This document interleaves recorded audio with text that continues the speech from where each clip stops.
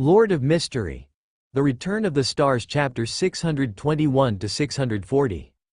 Return to position reversal if what Kungxing said just now was.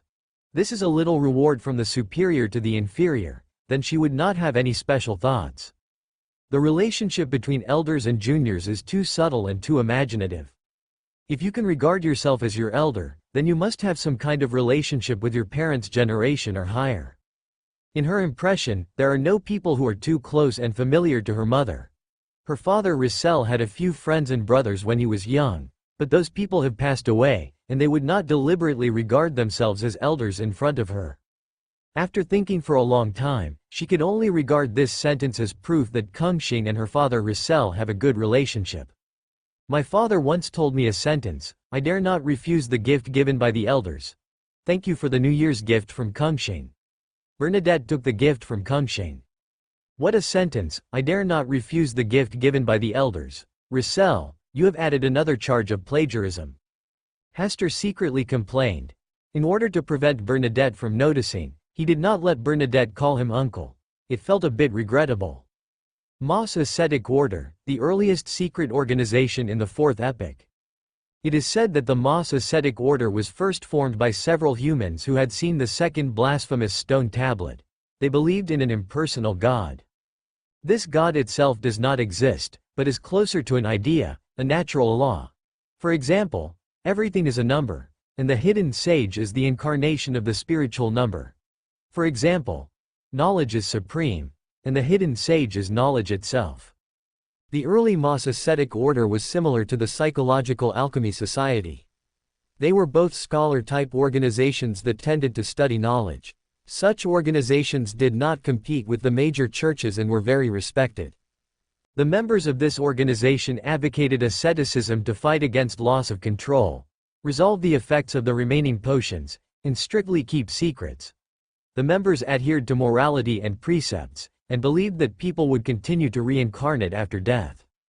Insisting on the pursuit of knowledge and strictly keeping secrets, all members who join the society must keep silent for 5 years after becoming a secret peeper, and learn to be silent in order to practice and improve concentration. The phrase, do whatever you want, but don't hurt, is their motto. They have been practicing this and sticking to the path they have identified.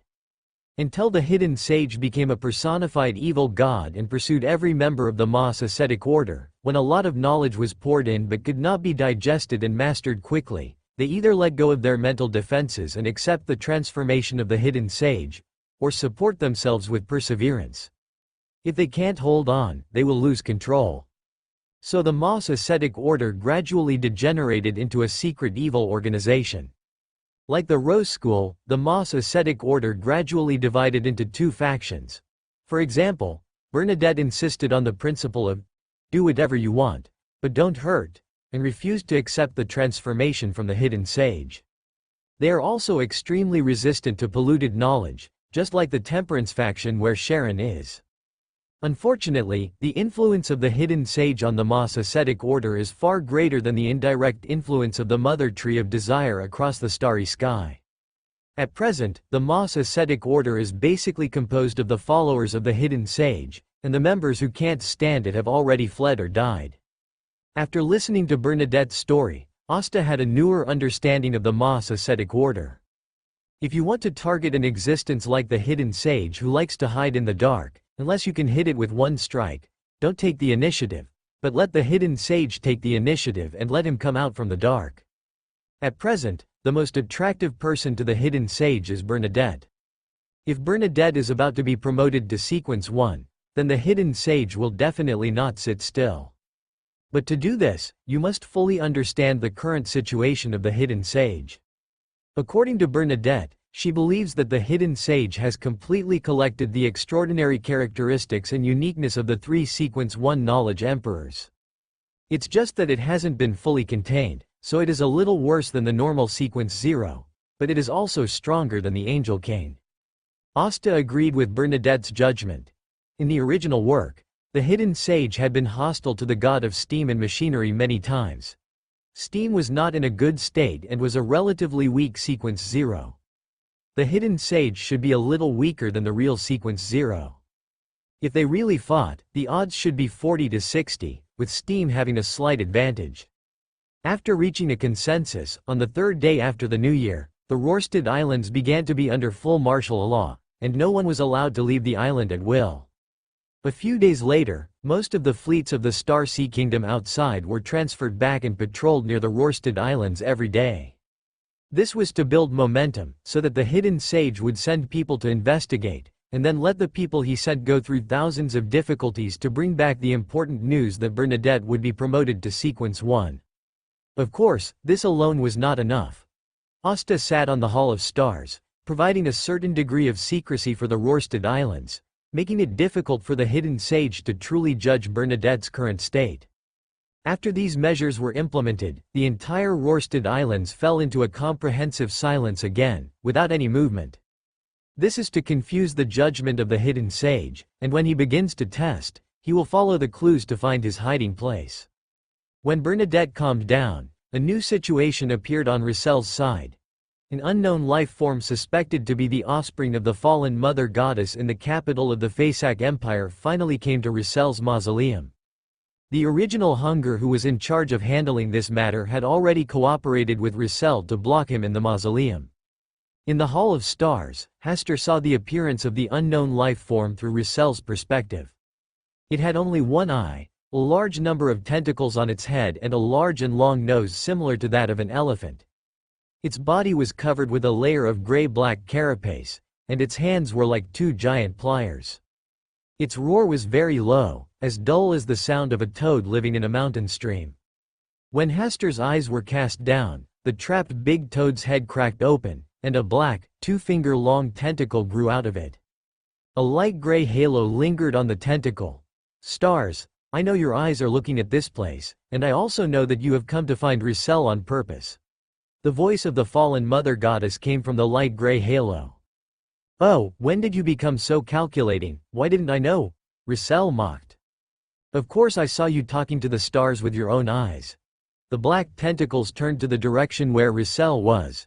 "You also talked about some history from the past, right?" Rosel's face was slightly stiff. The fallen mother goddess really saw everything through his body, but he didn't feel anything at all. Since the last incident, he thought he had gotten rid of the fallen mother goddess in a short period of time and gained the upper hand. Unexpectedly, the fallen mother goddess could still pay attention to his every move. No, it was after this unknown life form came to the Black Mausoleum that the consciousness of the fallen mother goddess awakened in her body, and thus knew the previous conversation between herself and the stars. Rosal said disdainfully, "Since you already know that this is a trap, why did you come?" "Of course it's for you." The fallen mother goddess chuckled for a while, then raised her head slightly and looked at the non-existent starry sky. "I will pollute everything here. Stars, how are you going to help Rissel get rid of my control?" As the fallen mother goddess words fell, this huge toad exploded in front of Rissel, and the light green mucus with a fishy smell began to spread, and a black abyss was formed in the original place. The entire Black Mausoleum began to collapse under the pull of the black abyss. Rissel wanted to stop it, but his body suddenly became uncontrollable. A sinister voice came from deep in his heart. "Purification is only temporary, pollution is permanent. You will never be able to get rid of my control, and the stars cannot save you." Hearing this, Rissel laughed instead of getting angry. "Fallen mother goddess, you must have rarely read novels. In general, villains who speak like this in novels will eventually fail. This is an iron rule." "Stupid." The fallen mother goddess just gave Rissel such an evaluation. "If you are smart enough, will you still be blocked outside the initial barrier?" Rissel had a disdainful look on his face. He was an expert in hurting each other. "It's really stupid."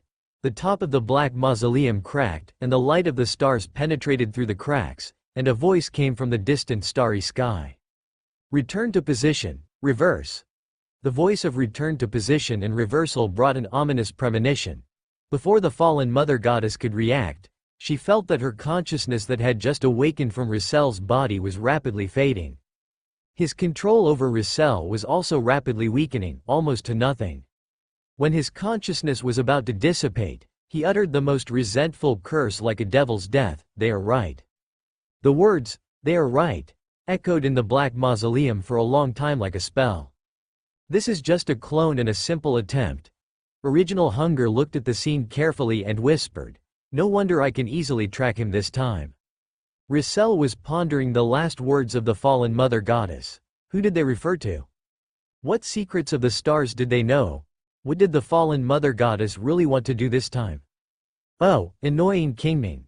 Russell only gave this comment in the end, looking at the expanding black abyss in front of him, preparing to suppress it by force. The power of this black abyss is connected to you. Even if you fill it in, you can't close it. Primordial Hunger saw the nature of this abyss. The best way to deal with it is to leave here and treat the entire island as a forbidden place. There was also a good way to deal with it that he didn't say. He could just swallow the abyss in one gulp. It was simple and quick, but he disliked the smell of the fallen mother goddess. After all, no one likes to eat someone else's stinky farts in their mouth, right? Russell was silent for a while and said, "I can't leave, so please lock me in here too. Then you will never be able to escape the influence of the fallen mother goddess." "I can't take the fallen mother goddess out for a stroll," Russell said, pretending to be relaxed. "Anyway, I have gotten used to getting along with the fallen mother goddess over the years. Without her to bother me, I still can't sleep at night." Sleeping.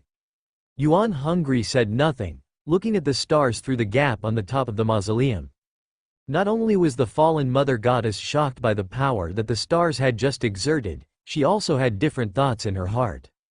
Return, reverse. The nature of this authority is terrifying. But it is not clear whether this is the limit of the stars or the beginning of the stars. But one thing is clear.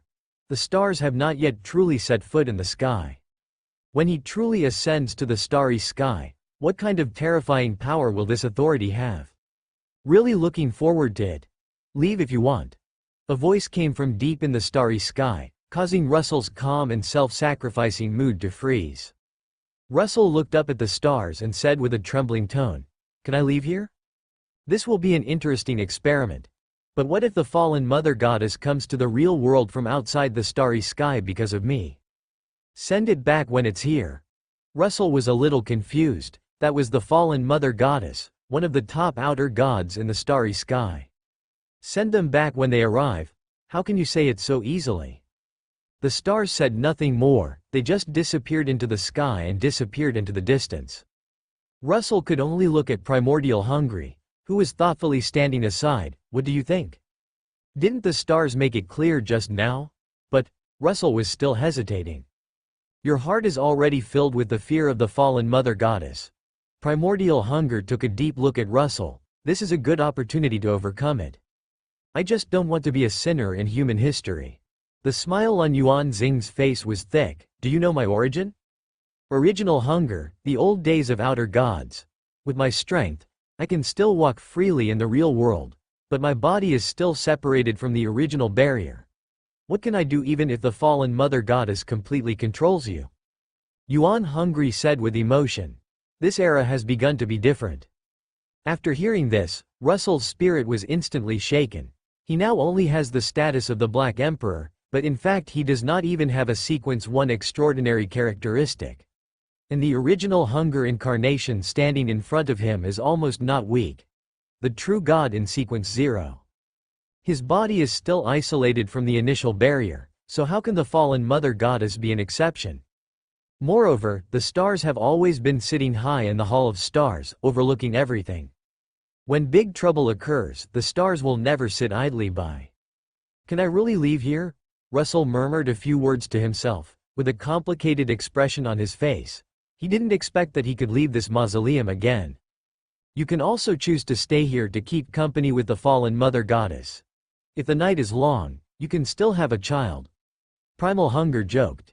"It's a pity that it wasn't the mother tree of desire that polluted you, otherwise you wouldn't even have your great-grandson now. Got it?" Russell had goosebumps all over his body, shuddered, and quickly changed the subject. "Let's discuss sealing off this island. Sealing this island is very simple." Russell and Primordial Hunger used the Black Mausoleum as a tomb, sealed the abyss inside, and then sank the entire island into the depths of the sea. "You're free." After the original Hunger left, Russell stood there for a long time, looking at the empty sea, unable to tell whether it was reality or a dream.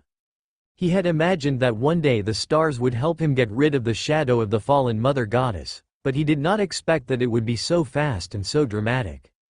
Can the stars resolve the contamination of the fallen mother goddess in their bodies with just a word of return and reversal? Too dreamy. Should I say that the power of the stars is too terrifying, or should I say that the fallen mother goddess is too weak?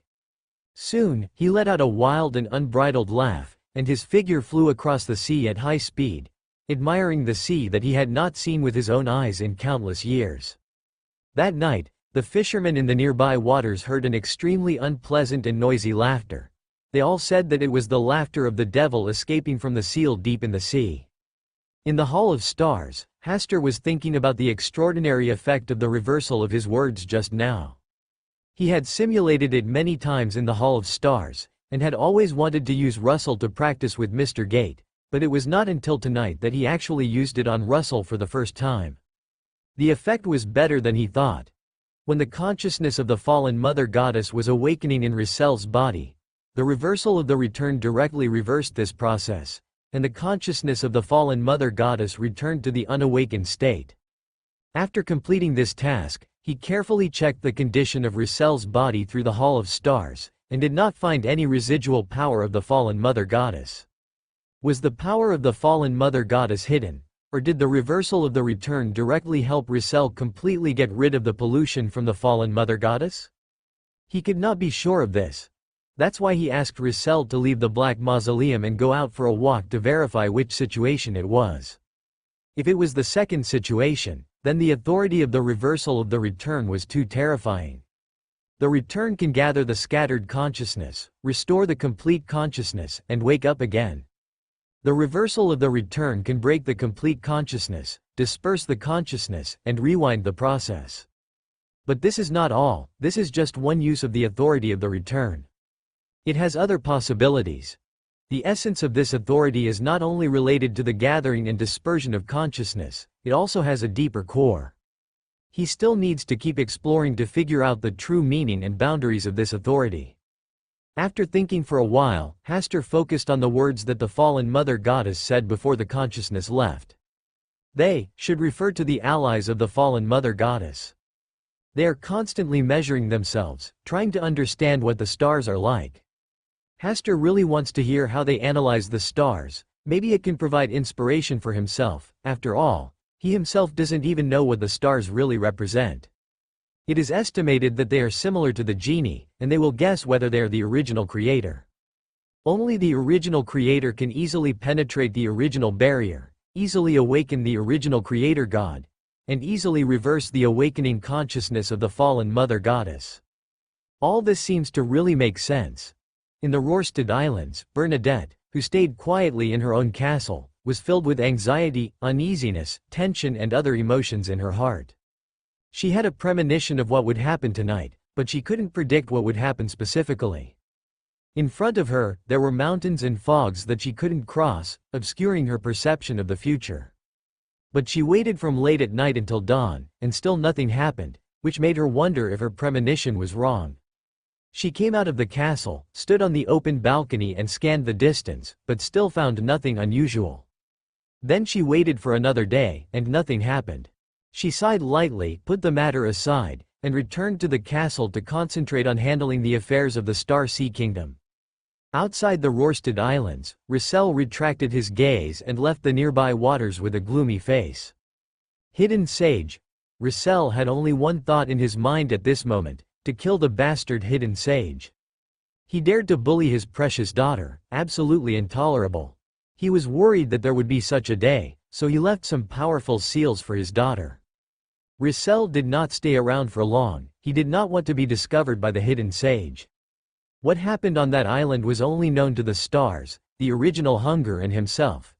Even the fallen mother goddess could not know what happened later. Let's go back to Intis first. Starry sky, silent and silent. Looking up at the brilliant starry sky on the earth, here, the stars are just some embellishments on a black curtain. Darkness, desolation, and silence are the eternal colors here. In a desolate starry sky, A black planet was trembling gently and rhythmically. The black stars tighten and loosen as they breathe the life contained within them, swallowing up the life force of nearby planets. Stars. The lord of chaos and order. The origin of all rules in the starry sky. Guide everything to reset to zero. He who returns the stars. The Black Devourer is chanting the honorable names of the stars, hoping that the stars will look at him. When a brilliant starry sky appeared in front of them, the black stars became particularly excited. In the Hall of Stars, Hasta sat at the long table, overlooking the Black Devourer who was still gestating in the black stars. An illusory figure of a child floated out from the black stars, indicating that he wanted to go to the Hall of Stars to talk. Hasta stared at him for a while, agreed to his request, and took out the chain of stars to lead him into the Palace of Stars. It just so happened that he was also very interested in the Black Devourer who lived in the black stars, and wanted to learn some truths about him that interested him. Stars. The Black Devourer seemed very excited. He spread his smooth feet and ran towards Hasta's direction, then sat down on the spot that originally belonged to the jinn. He lay his arms on the table and leaned his head on it, leaning sideways, staring at Hasta with a smile. "What's the matter?" Hasta said calmly. "Chat. What to talk about? What do the stars want to know?" The Black Devourer showed a sweet smile and looked very cute. "Why are you so close to me?" "Because I feel the closeness from the stars." "What kind of intimacy?" This question made the Black Devourer think for a long time, and finally he frowned and said, "Closeness is closeness. This is a feeling that is difficult to explain clearly. It is the aura of trust and closeness."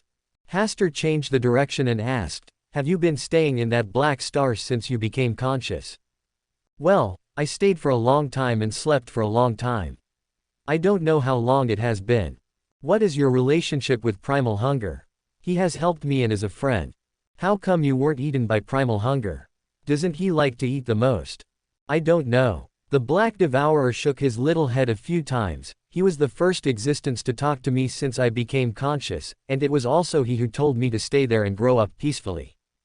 "What about your past?" "Cannot remember." "With your ability, can't you look back on what happened in the past?"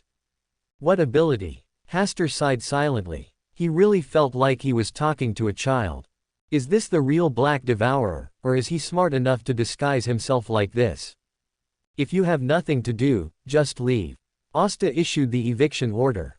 There was an expression of reluctance on the little face of the Black Devourer. Soon, his eyes lit up and he said, "I want to ask the stars for a favor." Hasta glanced at him, indicating that he could make a request. "I want the stars to exert their power of return and help me regain my former consciousness." Hasta's heart moved. "Is this what primordial hunger told you?" "Ah, it's what I want. I hate lying children the most." Hasta's voice was cold. The Black Devourer shivered all over and hurriedly explained, "Yes, it was he who asked me to seek help from the stars, saying that the authority of the stars can accelerate my growth and allow me to be born earlier. I didn't mean to lie. I didn't mean to make Kyun-Shing angry."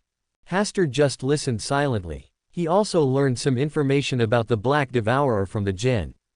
It is said that when he is truly conceived, he will rule or destroy the current universe and create a more twisted universe. According to this statement, he is more biased towards the original creator than himself. If I use my power of return to help him gather his original consciousness and allow him to be born in advance, it may not be a good thing for this universe. Today's conversation is over, go back. Hasta directly sent the Black Devourer, who was about to shed tears, away from the Hall of Stars. Primordial hunger, he moved so fast. He only used his return authority once in front of him, and he knew that he had the ability to help the Black Devourer and let the Black Devourer ask for help from him. What would be his position? The origin of the Black Devourer, could it really be him? Hasta thought of the golden box that the yellow monk had always believed in.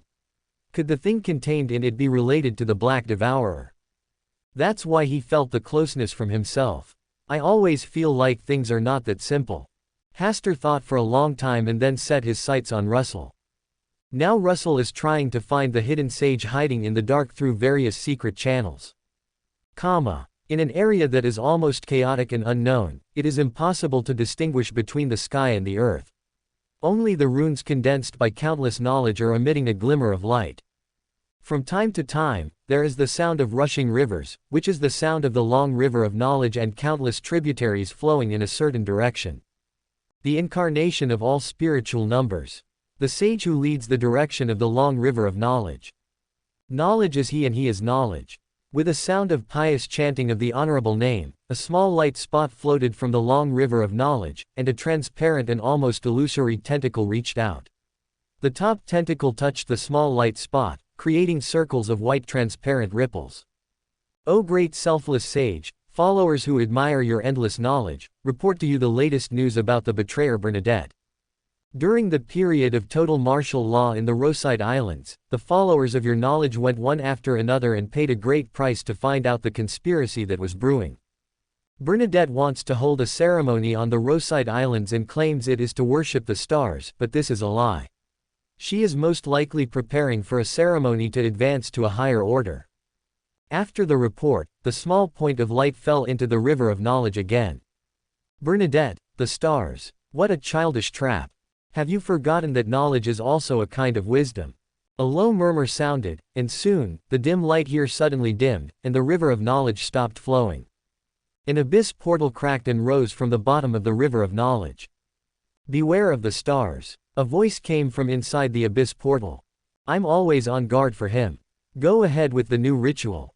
The portal of the abyss quickly sank into the river of knowledge and left. The dim runes of knowledge became bright again. The river of knowledge continued to flow forward, and then branched out into countless tributaries and flew out, chasing those believers who were eager to hear more knowledge and those who were ignorant.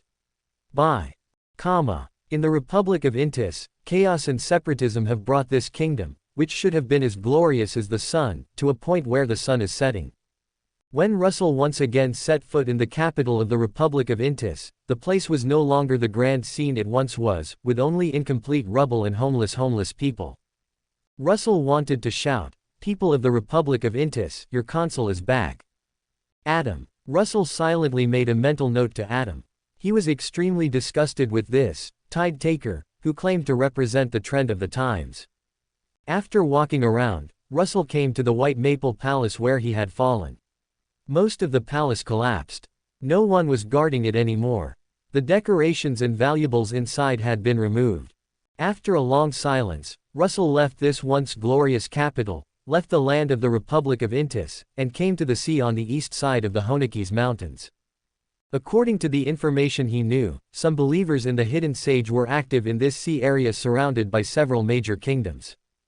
The most feasible and simple way to lure out the old fox of the Hidden Sage is to become a madman who pursues knowledge crazily.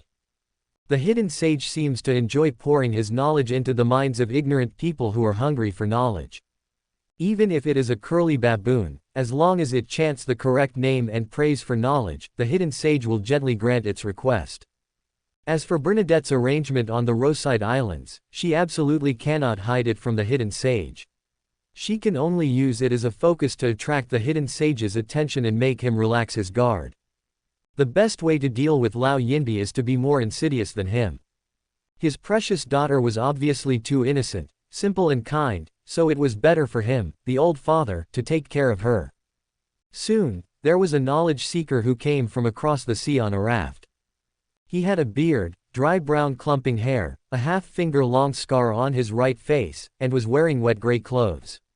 His feet had been soaked in water for a long time and had turned white. When the knowledge seeker was found, he was so hungry that he could hardly open his eyes. His chapped lips were proof of extreme lack of water. But he was still rescued and was fished out of the sea by a fisherman's family living by the sea. There is a small fishing village here. Everyone in it spends half of the day working and fishing to make a living, and the other half of the time studying and swimming in the ocean of knowledge. At night, people go crazy. There are always some people who can't bear the indoctrination of knowledge and suddenly become crazy overnight. Finally, they step into the sea step by step and never appear again. Under the brainwashing and induction of the villagers in this fishing village, the rescued seeker of knowledge also began to be obsessed with the pursuit of knowledge. In just a few days, he became exactly the same as the people here. The village chief who was responsible for preaching and teaching told him quietly that if he wanted to pursue true knowledge, He could pray to a great being, who would satisfy every seeker of knowledge's meager hope for knowledge. He was a sage who was happy to sow the seeds of knowledge, and was knowledge itself. Out of his desire for knowledge, the seeker of knowledge followed and chanted the honorable name devoutly. The incarnation of all spiritual numbers. The sage who leads the direction of the long river of knowledge. Knowledge is him, and he is knowledge. In the Hall of Stars, Hasta was watching the large-scale reality show contributed by Russell with great interest. This could be regarded as one of the more interesting things he had found in the past few days. Russell's acting skills were very good and attentive. He sacrificed himself as bait to fish for the hidden sage. If he succeeded, it would be a good story. Hasta watched for a while, but the hidden sage ignored Russell, the new believer, and didn't even look at him. He probably knew that the stars had been looking for him, so he became extra cautious. Hasta looked for a while, and then turned his gaze to the Fasak Empire. According to the latest investigation intelligence of the Yellow Church, most members of the Moss Ascetic Order have migrated to the chaotic land of the Fasak Empire. Considering the large-scale sacrificial ceremony that took place in the capital of the Fasak Empire, it is basically certain that the followers of the Hidden Sage are here. In order to find out where the Hidden Sage is and attract his attention, Hasta directly issued an oracle, asking the Yellow Church to completely wipe out the members of the Moss Ascetic Order. Even if the Hidden Sage can't be forced out, the Sequence 2 spokesperson who is hiding can be found first, which is also a good harvest. Half a month passed in a flash, and Russell, who had been staying in the fishing village and completely integrated into the lives of the locals, called the Hidden Sage's name again at night. This time, he clearly felt a pair of eyes sweeping over him from a distant place, and then moved away after just one glance. There was more knowledge in his mind. Although this knowledge was too heavy for ordinary people to bear, it was just a drop of water for him. It was not even enough to quench thirst, let alone burst his stomach. In order to act more realistically, Russell pretended that he could not bear the indoctrination of this knowledge. He stayed in the room and acted hard for 3 days facing the air. Finally, he walked out of the room with a look of embarrassment and pain. Another week passed, and Russell once again felt the gaze of the Hidden Sage. This time, he still did not stay, but only instilled a bunch of useless knowledge into him.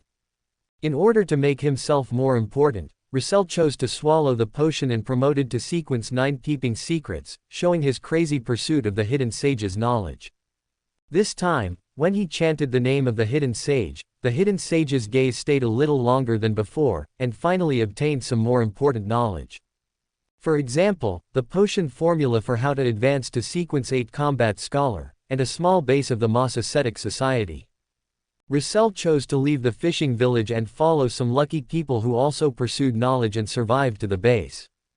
A month later, Russell, who successfully promoted to Sequence 8 Combat Scholar, felt the whispers beside his ears for the first time when chanting the honorable name of the Hidden Sage. Each whisper was a crazy and boring piece of knowledge, which washed away Russell's mind. At this time, Russell and Hasta, who had been watching here, sensed the source of the Hidden Sage's breath at the same time. Finally, I've waited for you, the old cunt. Russell's eyes flashed with a fierce light. After more than 2 months of acting, even he felt too disgusting. Sitting on the Hall of Stars, Hasta accurately grasped the position of the Hidden Sage's breath. A ray of starlight fell, and turned into an avatar that appeared on the Hidden Sage's long river of knowledge. The long river of knowledge that was flowing forward, when Hasta arrived here. It paused for a moment, and then continued to move forward. A huge light and shadow formed entirely by knowledge runes, towering over the long river of knowledge, overlooking Hasta who appeared here. Stars. Hidden Sage. Hasta glanced around, well hidden. You are just an incarnation. Before the Hidden Sage finished speaking, another figure appeared around him. Russell also appeared here. Russell. The Hidden Sage's tone was a little shocked. The fact that Russell appeared here was indeed beyond his expectation. Old man, who allowed you to bully my daughter? Russell took off his disguise aggressively, looked at Hasta again, raised his eyebrows and said, "How is it? My method is not bad." So that's how it is. The Hidden Sage nodded. Unfortunately, it's not enough. As the words fell, the entire river of knowledge dimmed instantly, and the figure of the hidden sage disappeared directly in front of Asta and Rosal, and disappeared. Just let him leave. Rosal looked at Asta with a puzzled look. Once you appear, you can't hide. Asta had a gentle smile on his face. On the Hall of Stars, he had seen the light of the hidden sage light up, and he could track his whereabouts at any time. No matter how the hidden sage fled, it would no longer be so troublesome to find him. Rosal didn't say anything. It was unrealistic for him and Hasta to stop the hidden sage with just one clone. There is something I need you to deal with. Hasta told Rosal the news about the hidden sage's Sequence 2 spokesperson that he had just found out, and asked Rosal to deal with it. Rosal is absolutely capable of dealing with a Sequence 2 angel. As for the hidden sage, he must ask for some external help and consider the subsequent changes in the situation. Maybe Adam will suddenly intervene. That's it. Rosal looked at Hasta with disdain. Asking him to deal with a Sequence 2 angel, who is he looking down on? After all, he was once a Sequence 0 Black Emperor. Hasta didn't say anything, just glanced at Rosal, then dispersed this incarnation and returned to the Hall of Stars. Alas, who made me owe you so many favors? It has always been difficult to repay favors. Rosal muttered a few words and left this place. He was very efficient. 3 days later, he got the extraordinary characteristics of this Sequence 2 angel for Hasta. An angel for an angel, this deal is not bad for you. Hasta sent down a clone in front of Rosal, and he was in a good mood looking at the Sequence 2 Beander characteristic. What do you mean? Bernadette needs an angel to escort her. Quote question mark question mark question mark quote. Rosal's mind was full of big question marks. Does this mean that he wants to become an angel under his daughter's seat? He was once a Sequence 0 Black Emperor. Now that he has returned, even if he is in a state of decline, he will not fall to the level of a Sequence 2 Earth angel, right? Moreover, it is too embarrassing for an old father to become an angel under the seat of his precious daughter, right? It should be the other way around. Otherwise, how can he put on the majesty of an old father in front of his lovely Bernadette in the future? Hasta just glanced at Rosal calmly. This is the most suitable destination for you. No, no, no. Rosal waved his hands to refuse, and said proudly, since I have been resurrected, I will naturally be promoted to Sequence 0 again. There is no place for you anymore. After saying this, Hasta left with the Sequence 2 Beander characteristic. There is no place for me anymore. Are you kidding? There are only a few Sequence 0s now. At worst, after dealing with the hidden sage, there will always be a vacant hermit extraordinary path, right? Even if it is not the same path as his own, he can be promoted across paths. This is not the first time he has played this trick. Moreover, he can let his daughter continue this extraordinary path and replace the hidden sage, and he can become a Black Emperor again. I believe that the people of Intis have not forgotten their emperor. Oh, I won't be a guardian angel. Rosal curled his lips with disdain. Everyone knows that fairy tales are all lies. In the Hall of Stars, Hasta looked at the extraordinary characteristics of the Sequence 2 Blood Duke from the Moss Ascetic Order. That devil who once betrayed the blood worship cult and turned to the hidden sage finally fulfilled himself. Now, the Sequence 2 extraordinary characteristics are already there, and the Sequence 1 extraordinary characteristics were also traded from Adam before. As for the auxiliary extraordinary materials for the promotion to Sequence 2, they have already been prepared, and only the corresponding promotion ceremony is needed to start the promotion. The Star Path Sequence 2 Star Servant, this extraordinary sequence is completely tailor-made for himself.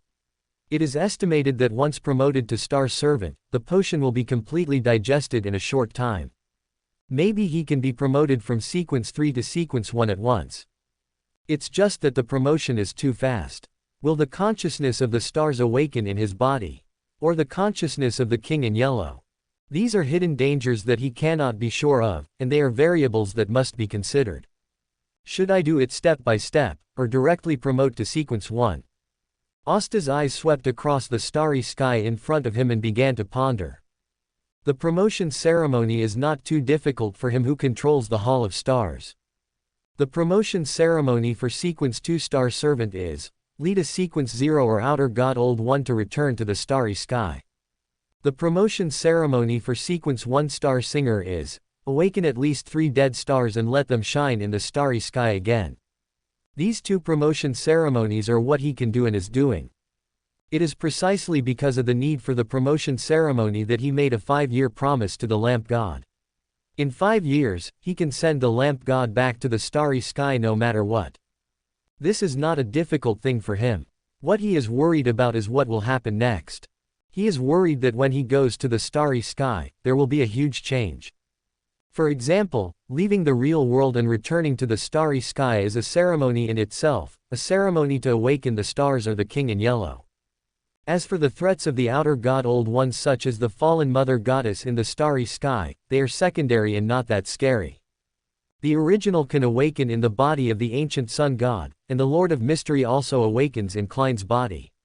There is no reason why the stars cannot have such ability. Judging from the status revealed by the Hall of Stars, it is not inferior to God and the Lord of Mysteries, and is definitely superior to ordinary outer gods. Moreover, the stars themselves have the authority to return to their positions, which is more terrifying than the backup left by God and the Lord of Mysteries. It is almost as if the words are followed by the law.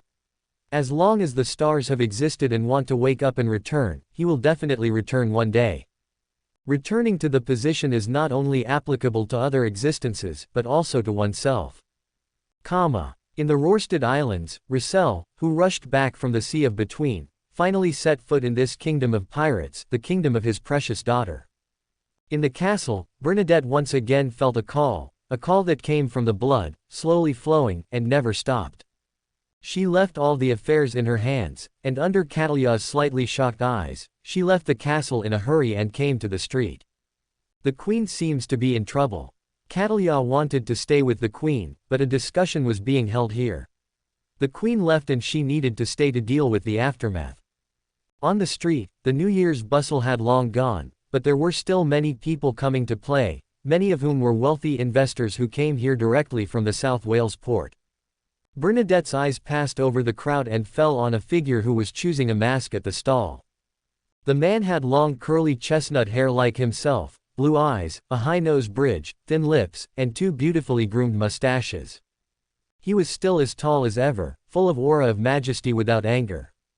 Even if he was just a customer standing on the street bargaining with a small vendor at this moment, he was a king who looked down on everything from a high place, an emperor. When Bernadette wanted to take a closer look, the man had already put on a newly bought wooden lion mask. It must not be an illusion. It must be him. Bernadette walked towards the figure step by step. People nearby recognized her identity and dispersed, making way for her.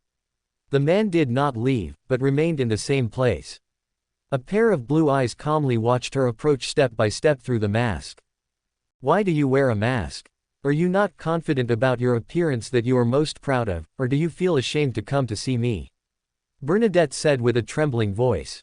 Rissel did not speak, he just tried to look at his grown-up daughter calmly.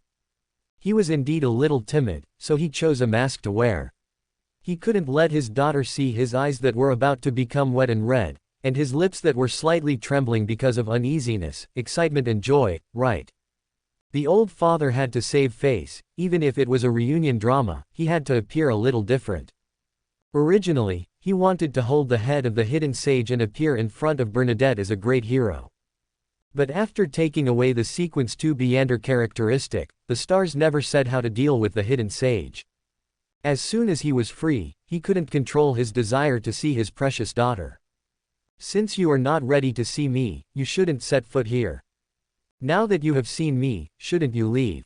There is no reason for you to stay here. Bernadette trembled as she finished her words, then turned and left, heading for the palace and castle that already belonged to her. Russell followed closely behind her, still without speaking.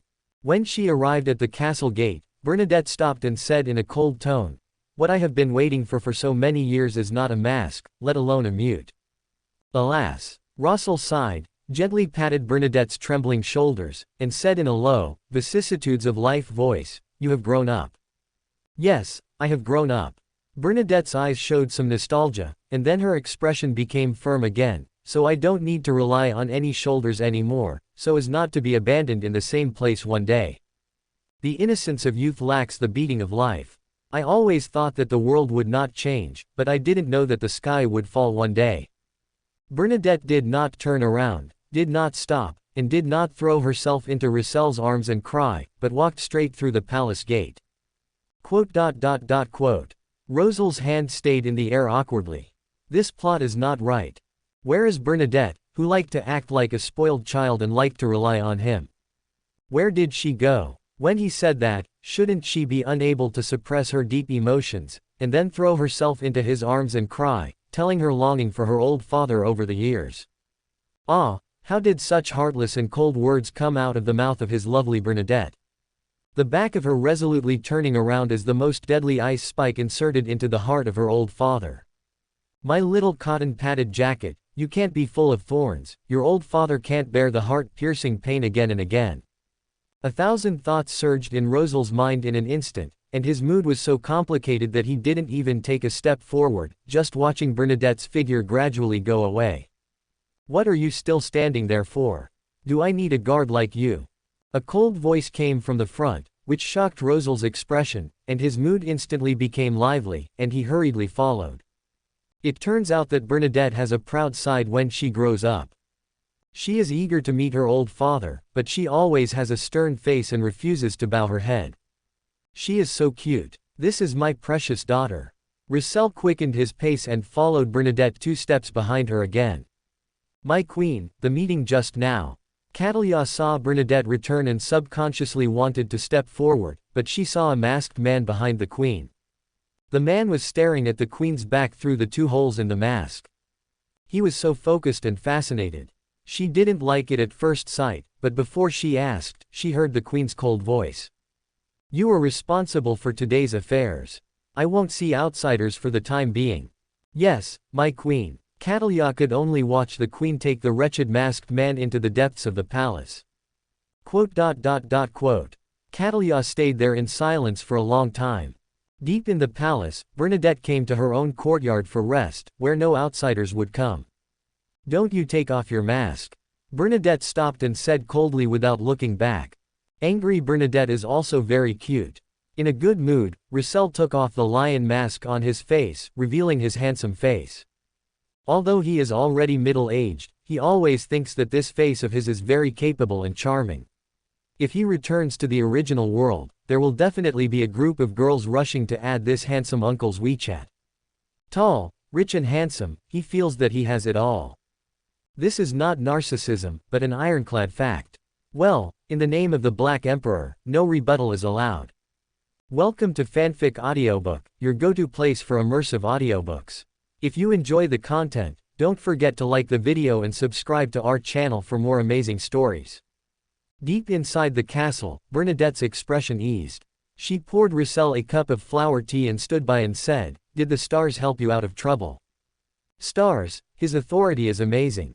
Roussel took a sip of flower tea and his mind gradually calmed down. Have you really become a devout believer of the stars? Yes. Bernadette nodded gently. This is not a bad thing. His light has always protected me. This is why I can stand here as the queen of the Star Sea Kingdom today. Rosel was a little jealous. You seem to have a high opinion of him.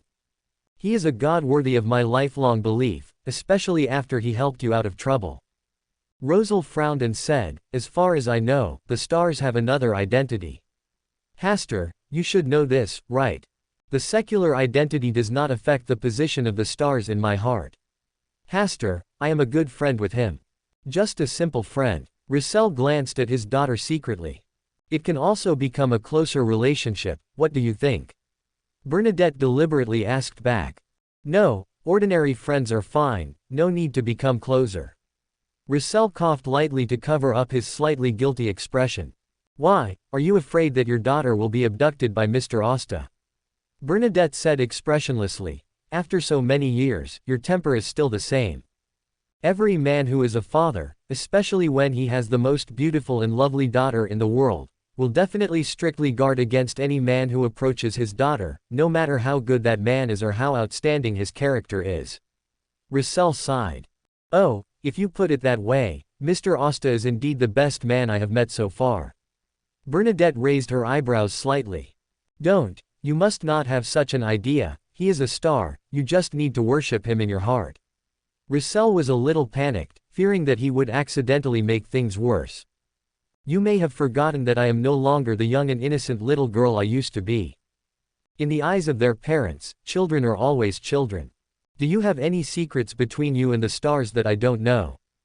No, I just think he is too mysterious. I can only watch him from a distance, not get too close to him. Bernadette looked deeply at Russell, who was speaking insincerely. I suddenly feel that if I really want to have a life partner in this life, Mr. Asta would be a good choice.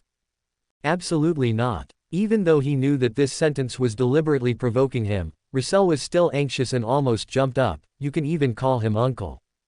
Uncle. Bernadette pondered this title carefully. During the Chinese New Year, Asta had given her a gift, saying that it could be regarded as a New Year's red envelope from an elder to a younger generation. Now it seems that the action does have a deep meaning that he doesn't know. There is no blood relationship between him and me, so what's a title? Bernadette provoked again. Russell's face was dark. No way. I won't allow it. Bernadette wanted to ask more indirect questions, but Russell just had a dark face and refused to reveal that he and the stars might come from the same place. The stars are watching everything. Do you think that the conversation between his father and daughter just now has been heard by the stars? Bernadette said, and deliberately looked at the sky.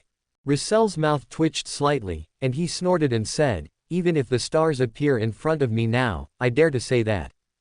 Really? A ray of light fell, and Hasta suddenly appeared in front of Russell.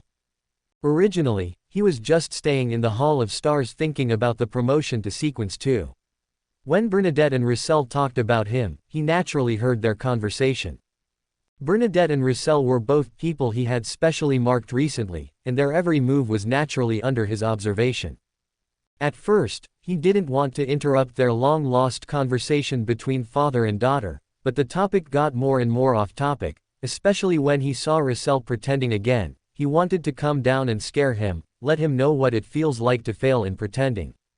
Russell, the pioneer of the time traveler, basically pretended everything he could, leaving no room for them, the latecomers. If it were Klein today, Klein would definitely come down from Saphira Castle and do the same thing as himself. The time traveler has suffered from Russell's poison for a long time. Well, he noticed that Klein also came to the Rorstad Islands today, which should be the guidance from Saphira Castle. Well, it's better to come at the right time than to come early. Did you hear everything? Russell looked a little unnatural, but Bernadette was calm and generous, watching the interaction between the two, her eyes sparkling. The stars are watching everything. Asta glanced at Russell calmly. This is not an empty talk. Russell smiled awkwardly. It was just a joke just now, don't take it seriously. Are you just deliberately perfunctory with me? Bernadette said. Russell felt really sour in his heart at this moment. The cabbage he raised has learned to bend his elbows outward. Ahem, you go down first. I have something to talk to the stars alone. Russell smiled and motioned Bernadette to go down first. Bernadette glanced at Hasta and saw that Hasta did not agree with this approach, so she stood still. Russell's heart became colder again. He couldn't really have raised the little cabbage he raised, right? No, not even if the other party is a group of stars. This is a matter of principle. Go down. Russell put away his usual playful expression and revealed the cold and majestic side of the Black Emperor. His voice naturally carried an irresistible force of intimidation. When Bernadette was about to leave, Hasta said calmly, "It's very lively here today, and there's an interesting person coming too." Who? Bernadette stopped walking. The one who goes with you to the land forsaken by God. It's him. Bernadette's eyes showed surprise, and she always felt that many things happened by chance today.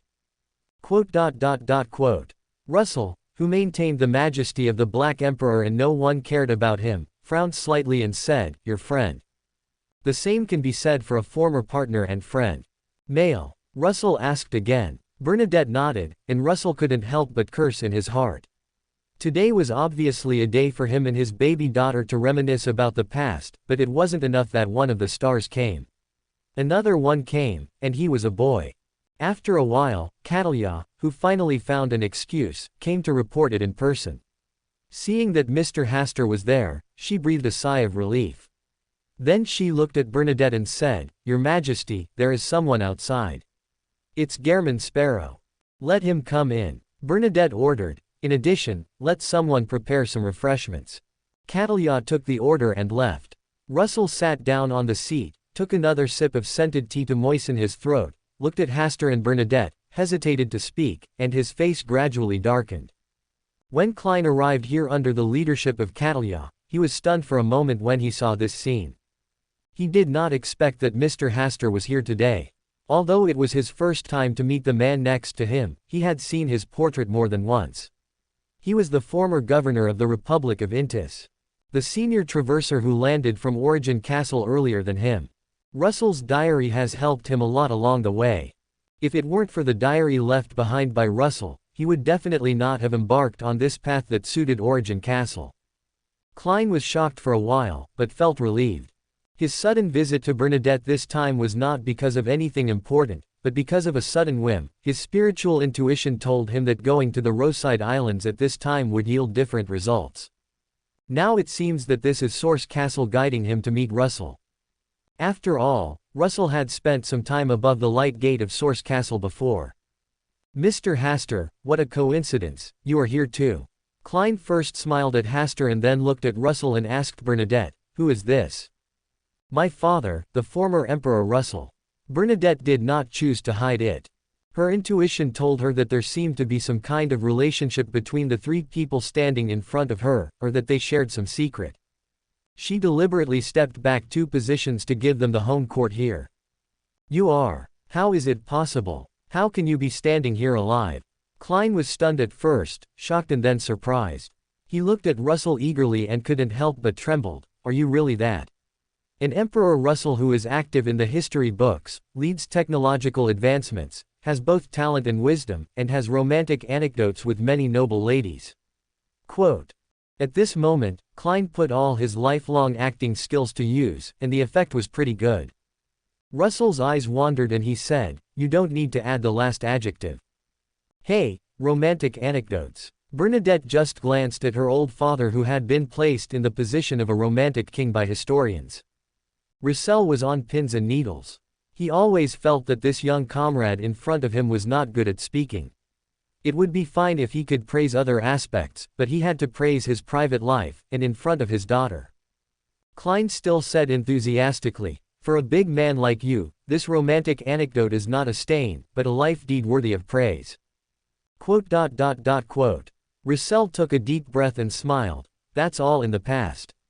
I have forgotten it long ago. It's okay. Your deeds have been recorded in the history books, and your vivid image has always lived in people's hearts. Especially the love poems you wrote, which are simply the favorites of all girls and even middle-aged and elderly women. Every line of poetry is the outburst of your most passionate and free soul." Hearing this, Asta almost laughed out loud. Klein must have deliberately used this way of speaking to tease Russell. This is the way of greeting when fellow villagers meet. It's really special. Thank you for the compliment. The current era belongs to the young. Russell showed a vicissitudes of life smile. Even if you have disappeared for a long time, the diary you wrote has been passed down, constantly inspiring everyone who explores knowledge. Wait a minute. Russell caught the key words and raised his voice slightly. "Did you say it was a diary just now?" "Yes, didn't you write a lot?" Klein asked innocently. "It's the manuscripts written in your unique words. A lot of them have been passed down. Don't you remember it yourself?" "No way. Can someone really decipher the Chinese characters and understand the diaries I wrote?" For the first time, Russell felt the shock in his heart, panic, embarrassed, and his face was hot. At this moment, he didn't dare to look at the expression on his baby daughter's face, for fear that she could also understand the content of his diary. Too shameful. Too embarrassing. If I were given another chance, I would never write a diary again. Russell screamed in his heart, but a gentle smile appeared on his face. "Can you understand the content of those words?" "I can only decipher a little bit." Klein showed a shameful expression. "Even after several generations of efforts, we can't fully master the deciphering method of this kind of text. We can only barely decipher a little bit of the content. This is already a great feat." Russell secretly breathed a sigh of relief. My teacher once deciphered one of the sentences, and I don't know if it's true or not. Klein sighed, and then under Russell's nervous gaze, he slowly said, the taste of which is really good, maybe that's what it means. Asta on the side has already quietly raised his head slightly, looking up at the starry sky, slightly diverting his attention to avoid accidentally laughing out loud. Quote. Russell's expression froze, but he reacted quickly and chuckled, I don't remember writing about this. Klein lowered his head slightly and said, I also think my teacher made a mistake in deciphering. Witches are such evil creatures. The breath flowing from their bodies is foul. How can they taste good? Rosal smiled and said, you are right. It makes sense. You will definitely surpass your teacher in the future. At this time, Catalia came with new flower tea and snacks. Before Klein said anything else, Russell turned slightly and said, don't you know Mr. Hastur? You guys chat. He was afraid that if he continued to chat, he would not be able to help but beat up the man in front of him named Gehrman Sparrow. Do you know how to chat? There is so much knowledge in the diary. If you decipher a little bit, it will be enough to benefit you for life. But you went to decipher a witch. And you deciphered the most critical sentence. But speaking of it, witches do have a unique taste. Hey, the witch tastes really good. A cold laugh sounded in his ears. Russell didn't need to look up to know that his lie just now could not be hidden from his daughter. Taro crisps, there are taro here, it's really good. Russell didn't look up either, just sat quietly on the side, calmly drinking flower tea and tasting snacks. Mr. Klein, you have come from afar, sit down and have a cup of tea. Bernadette invited, and Klein sat opposite Russell naturally. This made Russell speechless, but it was difficult to turn against him, so he could only let the other party's eager eyes keep looking at him. Asta smiled at the corner of his mouth and watched this scene. He was still waiting for Klein to continue to do some tricks. Bernadette didn't speak either, and also chose to watch. Klein was thinking about whether to show his cards directly. He already knew that Asta was a traverser like himself, and he had talked frankly. Russell must be a traverser as well. Now that the three of them are here, if they want to show their cards, this is the best time. Klein pondered for a while and looked at Hastur. Hastur had no intention of showing off. He looked at Russell, who clearly disliked him. The scene fell silent for a moment. Catalia looked at the scene for a while and consciously left. Mr. Asta, you have also studied the diaries left by Emperor Russell. I wonder if you have made any significant gains. Klein decided to throw the topic to Asta and see his true attitude. Russell's heart skipped a beat and he had a bad feeling. The stars watched everything, and their era was also under the watchful eyes of the stars. Chinese characters were no secrets to the stars. It's probably some romantic anecdotes. Asta just said lightly. Klein naturally took over the conversation and said, my teacher thinks so too. He thinks that these diaries left by Emperor Russell mainly record some unknown experiences and secrets in his life. Now, you can directly ask the parties involved to confirm your teacher's conjecture. This is obviously a word of instigation and instigation. Klein heard the true meaning of Asta's words and asked Russell, who was looking gloomy, respected Emperor Russell, why did you write those diaries and let them be passed down to future generations? Haha, I was crazy at the time, right? Isn't it okay? Who says that decent people can't write diaries? Russell sneered in his heart, and with a look of reminiscence on his face, he sighed, what happened in the past is as easy as smoke. The diary I wrote at that time was mainly about the insights of extraordinary ways, some taboo knowledge that cannot be clearly recorded, in order to give later generations an opportunity to learn from and learn. Although it was a bit evasive, it was true. Hastur commented in his heart. Your character is so great, it is really admirable. Klein complimented. I have made too many contributions to mankind in my life. This little thing seems insignificant compared to my vast and magnificent life. Russell closed his eyes slightly. Is it installed again? Hastur and Klein looked at each other, then tacitly looked away, ready to tear it down. Klein took a sip of tea, cleared his throat and said, what is the most unforgettable thing in your great life? When I prepared the mausoleum for myself in advance. Russell said this lightly. You know life but no death. Your wisdom really makes future generations ashamed. Klein changed the subject after he finished speaking. Now there is an organization called Tarot Club. It is said that they were created based on the 22 tarot cards you passed down. Do you still remember these 22 tarot cards? That is also the knowledge I left to future generations. It is an opportunity, a gift, and a gift.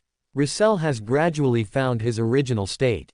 Tarot cards. Asta took over the conversation, and a tarot card that looked like a bookmark suddenly appeared on his fingertips. Is this the tarot card that has been passed down?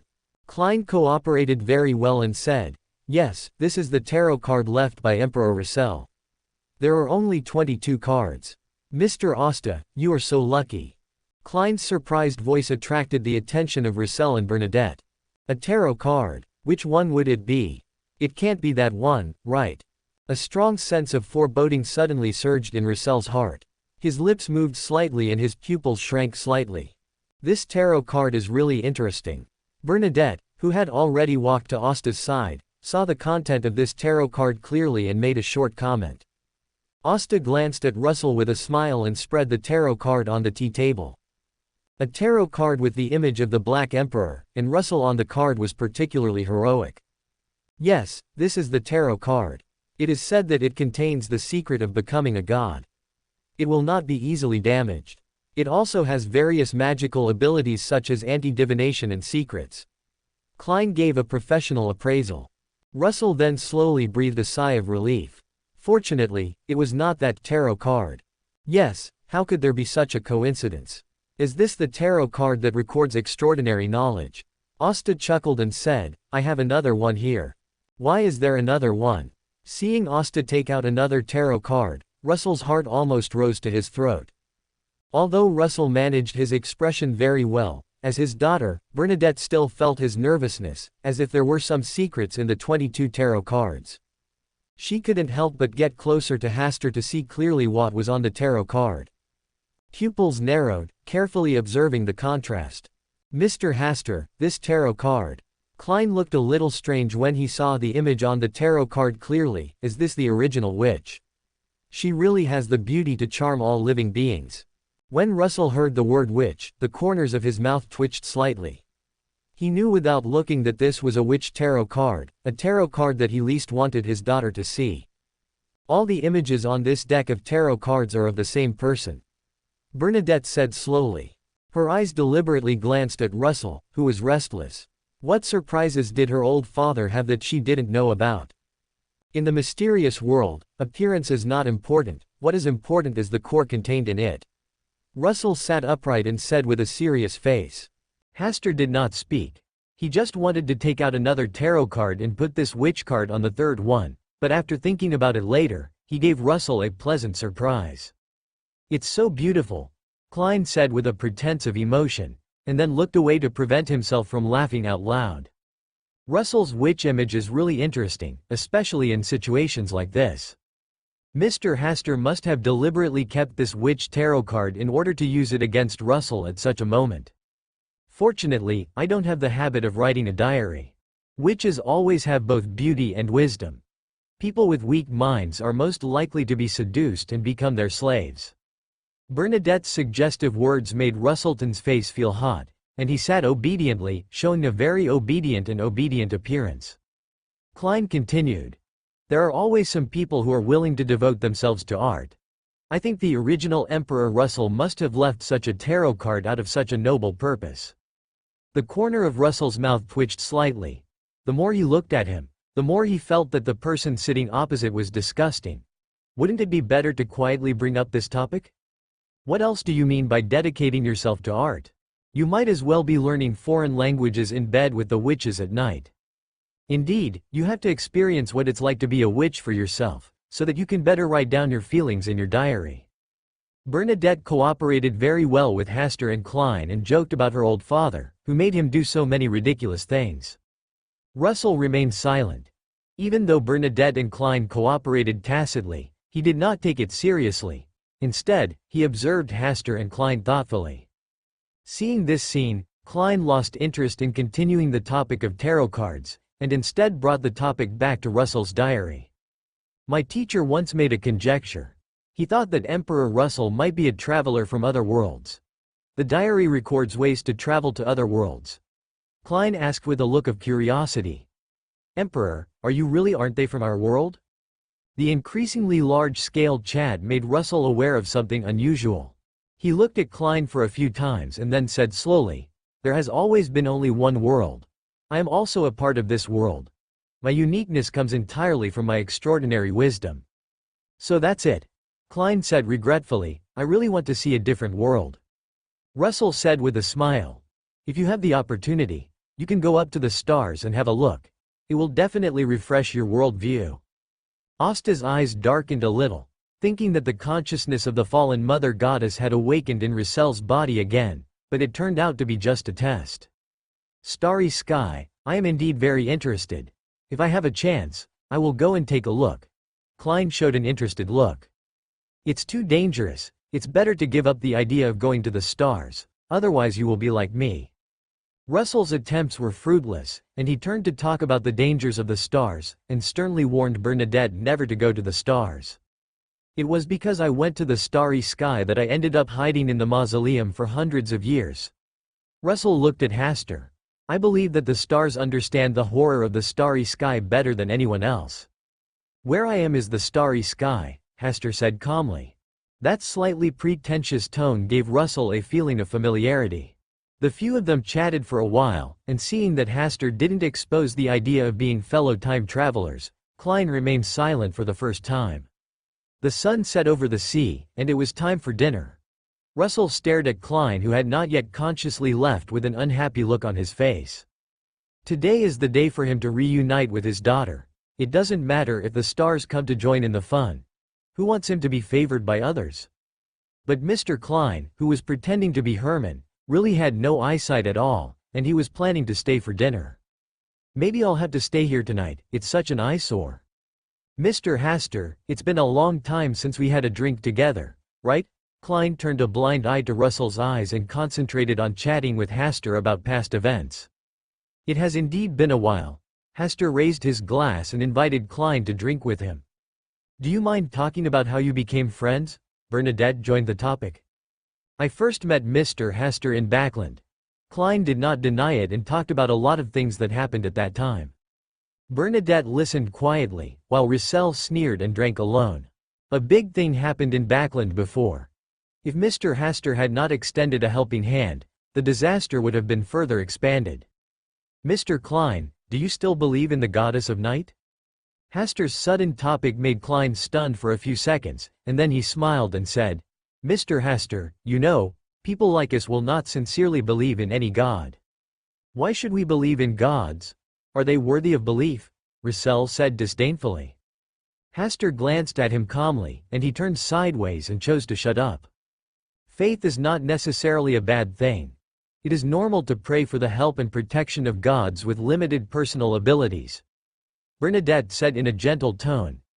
If the gods can really help you achieve your wish, then giving up your own faith is also a fair trade. Rissel wanted to say something, but finally sighed and remained silent. When the gods help and bless you, what if they have other intentions? Klein didn't mean to target Mr. Asta, but when he said this, the meaning changed a little. Rissel's ears moved slightly, and he was in a good mood. For the first time, he felt that this man was not bad. There is not much difference between pious and selfless faith without seeking rewards and faith based on transactions in equal exchange for the gods. Asta's answer made Bernadette's eyes move slightly. At this time, Catalia, who was directing people to serve dishes, saw this scene and hurriedly asked the waiters to leave. Before leaving, she secretly glanced at Rissel, who was sitting next to the queen. I thought this was just a wretched man, but I didn't expect it to be Emperor Rissel. She had seen the portrait of Emperor Rissel before, but she was not sure. She looked back and forth several times before she dared to believe that the former Emperor of Intis was back again. This topic is too heavy. Let's talk about something else. Klein smiled and changed the topic to avoid the atmosphere being too awkward later. I never tire of eating dishes with the flavor of Intis, Asta said with a smile. Indeed, I once worried about why I was not a citizen of Intis. Klein smiled and praised the dishes tonight. After tasting dinner, Asta did not stay for long and turned into a ball of light and dispersed. Klein also took the initiative to leave the palace, saying that he wanted to go out for a walk. When only Roussel and Bernadette were left alone, Roussel's eyes slightly focused and said, "That boy is not simple. I was so blind at the beginning. No wonder he can be friends with the stars." "Did you see anything?" Bernadette became interested. She didn't know much about Klein. If it weren't for the stars, the two of them would not have had much intersection. "I just tried to divine about his origins, but the divination results were obscured. This proves that he is either a true god of sequence 0, or he has some high-level items hidden on him." "High-level items? Items above sequence 0? Roussel gave a positive guess. Could it be?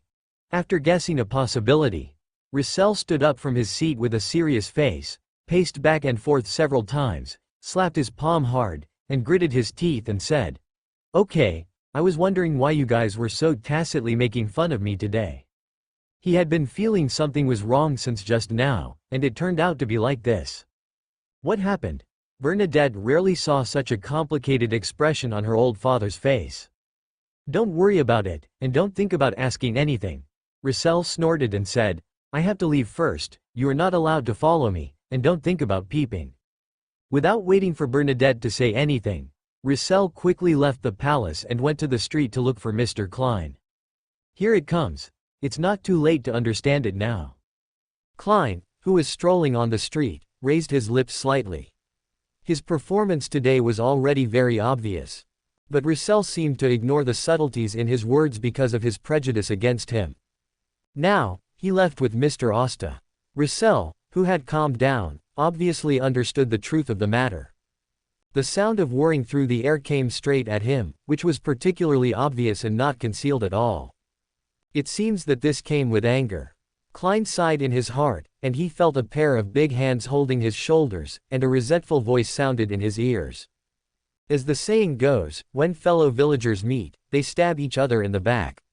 I used to be skeptical about this saying, but I didn't expect to encounter it today. It's really full of resentment. Klein smiled and pretended to be surprised. "Why can't I understand what you are talking about? Fellow countrymen, I've already said that I'm not a citizen of Intis." "Haha, you're still thinking of lying to me." Roussel pressed down on his shoulder with a little more force, walked up to him from behind, stared at him coldly and said, "Young comrade, is it really okay for you to deceive and attack an old man like this?" "So it's you." Klein's panicked expression turned into a smile and said, "You misunderstood, how dare I deceive you?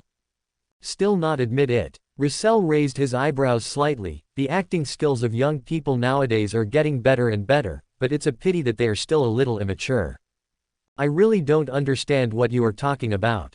Let's go to Queen Bernadette and talk it out in person if there is anything." "What?" Roussel's voice suddenly became much higher. "You still want to attack my daughter?" Klein showed a speechless expression. "HMPH, stop pretending to me. You are definitely from the same place as me. I am a citizen of the Kingdom of Loan. You are the Emperor of the Republic of Intis, a figure from more than 200 years ago. I have nothing to do with you." Roussel snorted, looked Klein up and down and said, "You still want to continue acting? Okay, then let's go find the teacher you mentioned before and see what he has deciphered about my diary." Alas. Klein sighed, knowing that he couldn't pretend anymore. He raised his head, nodded gently at Roussel, and smiled. "Nice to meet you, classmate Huang Dao." After the words fell, in the moment when Roussel was distracted for a short time, Klein's figure turned into a paper man and was held in Roussel's hand. "I haven't heard my real name for a long time. I was a little dazed for a while." Roussel sighed and looked at the things in his hand: paper man, secret doll, trickster, fortune teller. "Very good, you have one more reason to deserve a beating." Roussel smiled and chased after Klein. In order to deal with the fortune tellers, he had studied the extraordinary path of fortune tellers and had a clear understanding of the extraordinary abilities of each of their sequences. Whether it was a paper figure or a secret doll, the master who manipulated it must not be too far away, unless he had been promoted to sequence 0. But according to the breath he had just sensed, Klein was now a sequence 4 trickster. Although it was a bit difficult, it was not difficult for him to find it. Roussel chased all the way and finally found a secret doll of Klein on a ship at the port. Isn't it okay to talk like this? Klein sighed. No. Russell clenched his fist slightly and said with a smile, I have to beat you up first before I can calm down and chat. Klein spread his hands and leaned forward and said, Go ahead, it doesn't matter if you die. I want to beat your body. Mortal Kombat is not as fun as Street Fighter now. We can just compete online. There is no need to fight offline. Sorry, the person standing opposite you is a loyal player of Mortal Kombat. He plays the bloody and violent game. I want to see how many puppets you have. Russell sneered, patted Klein's shoulder, imprisoned his puppet in place, and continued to chase Klein. On the Hall of Stars, Hasta watched this scene with a smile on his face. It was really interesting. Especially Klein's words, Huang Dao classmate, probably made his CPU fever because of Russell's shouting. When several puppets and paper figures were caught, Klein saw this and directly escaped back to the gray fog, sat in his seat and breathed a sigh of relief. Mr. Asta was smart. He left first, leaving me alone to bear Russell's anger. If I were really caught by Russell tonight, I would definitely suffer physical pain. I'd better wait for Russell to calm down before I have a good talk with him. In the Rorstad archipelago, Russell, who suddenly lost track of Klein, stopped chasing and looked up at the starry sky. The starry sky was particularly brilliant, and it was estimated that the stars were looking down at me. He pondered for a long time before slowly uttering a word, Source Castle. Originally, he was just guessing, but now it was confirmed. With the strength of a Sequence 4 trickster displayed by Klein, he couldn't slip away from his hands. But if Klein escaped to the top of Source Castle, then unless he broke through the gray fog, he would never see Klein. After a moment of silence, Russell thought of a heavier reality. Hasta is the stars, Klein's Source Castle. Could it be that he is the worst among the time travelers? Thinking about it carefully, it seems like this. The current self is not even fully resurrected. He is just a shadow of order coming out of the dusty mausoleum of the past. The consciousness of the fallen mother goddess may still exist in the body, and the future is worrying. No, I also have a lovely daughter. Thinking of Bernadette, Russell straightened his back, looked up at the stars, raised his middle finger, and said loudly, 2 bachelors. A bolt of thunder struck out of thin air, hitting Russell's head accurately, turning the long, slightly curly brown hair into a black afro. Fuck. Russell wanted to curse, but when he saw the thunder was still rolling in the sky, he shut his mouth immediately and could only complain a few words in his heart. When the thunderclouds in the sky dispersed, Russell left the Roadside Islands and went to a nearby uninhabited gravel island. He lay on the beach, looked up at the stars and shouted, "Come down and chat." The starry sky is still bright, but the starlight has not yet fallen. After a while, a paper man incarnation of Klein appeared in front of Russell. "You're the only one, where are the stars?" Russell sat up from the beach and patted the empty seat next to him. "Sit down, I don't have the ability to beat you now." Klein sat next to Russell and said with emotion, "I once thought about whether you would be resurrected and come back one day, but I didn't expect this day to come so suddenly. Oh, I am the protagonist of destiny. How can I be so easy to lose my hair?" Russell's expression was also very complicated. "Have you been collecting the diaries I left behind?" "Well, I have benefited a lot from this along the way. In this regard, you are my great benefactor. Did you choose to become a fortune teller because you read my diary?" "Yes, everything is the best arrangement. So you saw everything." "I've seen everything that should be seen and what shouldn't be seen," Klein said in a relaxed tone. "The taste of a witch is really good." Quote. Although he had expected it, Russell couldn't help but feel his face getting hot. The witch thing was easy to say, but the key was that his diary contained a lot of romantic affairs between men and women among nobles. Romantic anecdotes, such remarks already gave him a lot of face. If his daughter knew about his affairs, it would definitely affect his tall image in her mind. "No matter what you read in the diary, you are not allowed to tell my precious daughter a word," Russell warned with a serious face. "You are not allowed to have any ideas about my daughter." The speechless Klein quickly raised the corners of his mouth again. "I have a normal friendship with Queen Bernadette, but Mr. Haster's relationship with her is a bit complicated. You, old father, must keep a close eye on her." Russell originally wanted to curse a few words, but the incident of being struck by lightning was still fresh in his mind. The stars were definitely overlooking this place, eavesdropping on the conversation between him and Klein. What a bad taste. If I couldn't beat him now. I'll keep my baby girl away from him. Your daughter is so opinionated. She may not listen to you on this kind of matter. Moreover, you should have heard that the more you obstruct, the more likely it is to be self-defeating. Klein deliberately added fuel to the fire. Who let Hasta? The husband left Russell to deal with it alone, and he hid above and watched the show. That day will never come. Don't underestimate the weight of a father in his daughter's heart. After Russell finished speaking, he didn't want to bring up this annoying topic anymore, and instead said, "If I guessed correctly, you have successfully entered the Source Castle. Do you know the truth about our time travel?" This time, Klein was silent for a long time. "I know, we can't go back." The hoarse voice seemed to feel the pain, even the sea breeze blowing by, and quickly slipped away from here. "Yes, there is no going back." Russell's melancholy expression became a little more sarcastic. "Because this is the planet they once lived on, this is the Earth." He only realized this truth after he landed on the moon. The reason why it was contaminated by the fallen mother goddess is also related to this truth. When he learned the truth at that time, he was on the verge of a mental breakdown. This was the most direct reason why the fallen mother goddess was able to pollute him. For this truth, he spent the rest of his life, hiding in the mausoleum like a sewer rat for hundreds of years. "You are luckier than me." Russell patted Klein's shoulder. "The Source Castle is a good thing, but it can also easily become a burden. I believe you are aware of it yourself. Whatever you get, you have to give something." Klein smiled gently. "I should be grateful for its appearance, otherwise I would have died in the past I don't know how many years ago, and I wouldn't be able to sit here and chat with you, a fellow countryman." Quote. Very good, you should maintain this mentality. If you just blame others and hesitate, they will take advantage of you. Russell encouraged, "This is an adventure that many people can't hope for. Even I'm jealous. If you could have entered Origin Castle back then, the ending might have been different." Russell thought about it seriously, shook his head and said, "No, if I had entered Source Castle, the situation might have been worse.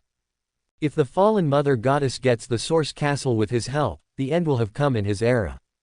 Another point is that the consciousness of the Lord of Mysteries at that time should be stronger than now. When he is promoted to Sequence 0, the Lord of Mysteries will definitely wake up and take away control of his body. In this case, his end will definitely be even more miserable than now. Everything is the best arrangement." Russell smiled. After the two chatted for a while, Klein frowned slightly and said, "The pollution in your body now. The stars used their authority to help me suppress it, allowing me to walk out of the tomb and walk freely in the sunshine. The stars have also helped me a lot on my journey of growth. Even though I don't like his relationship with my daughter, he has been very kind to me." Russell raised his head and looked at the starry sky. He seemed to see an ancient and magnificent palace in the shining starry sky. There was an incomprehensible figure sitting in the palace. Klein also raised his head, admired the stars for a while and smiled. "Actually, you don't have to worry so much. The stars, no, it should be Mr. Hasta, he already has a girl he likes." "Oh, can't you like other women if you like someone?"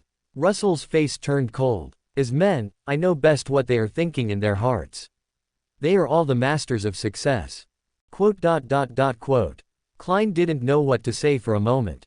After all, the romantic king next to him was a romantic king who had made great achievements in this field.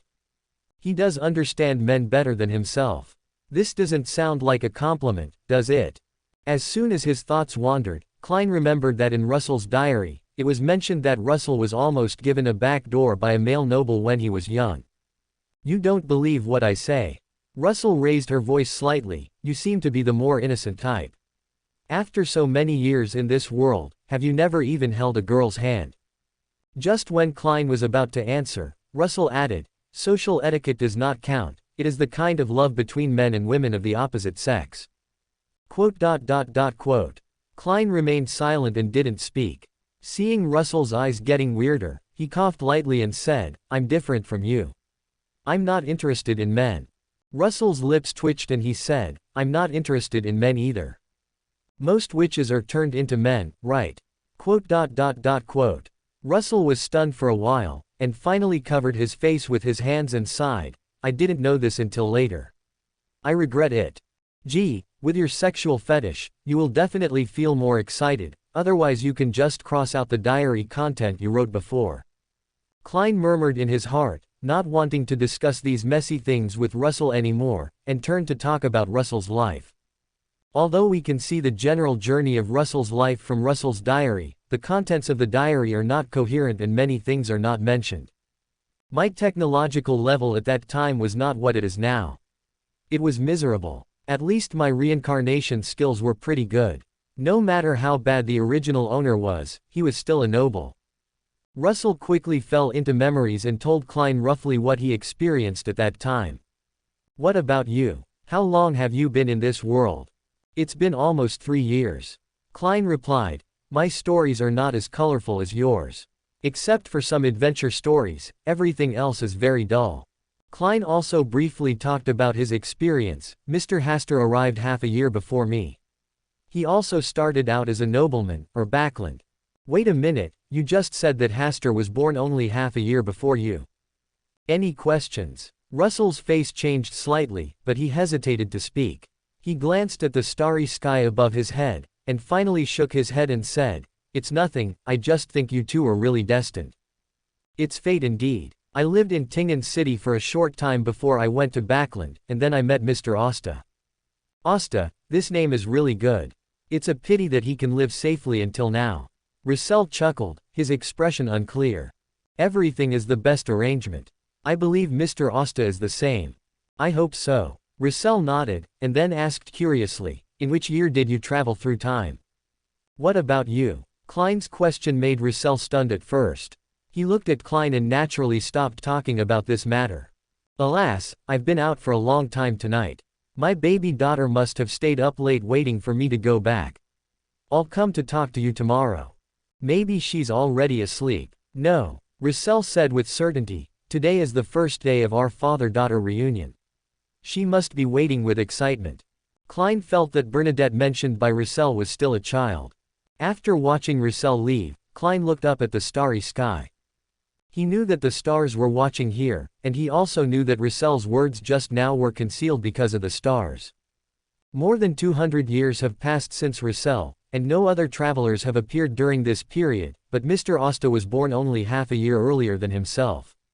There must be a different reason. Mr. Asta, good night. Klein smiled and nodded, and then the paper man burned and turned into a pile of ashes and dispersed. No matter what, he was willing to believe in Mr. Asta's kindness.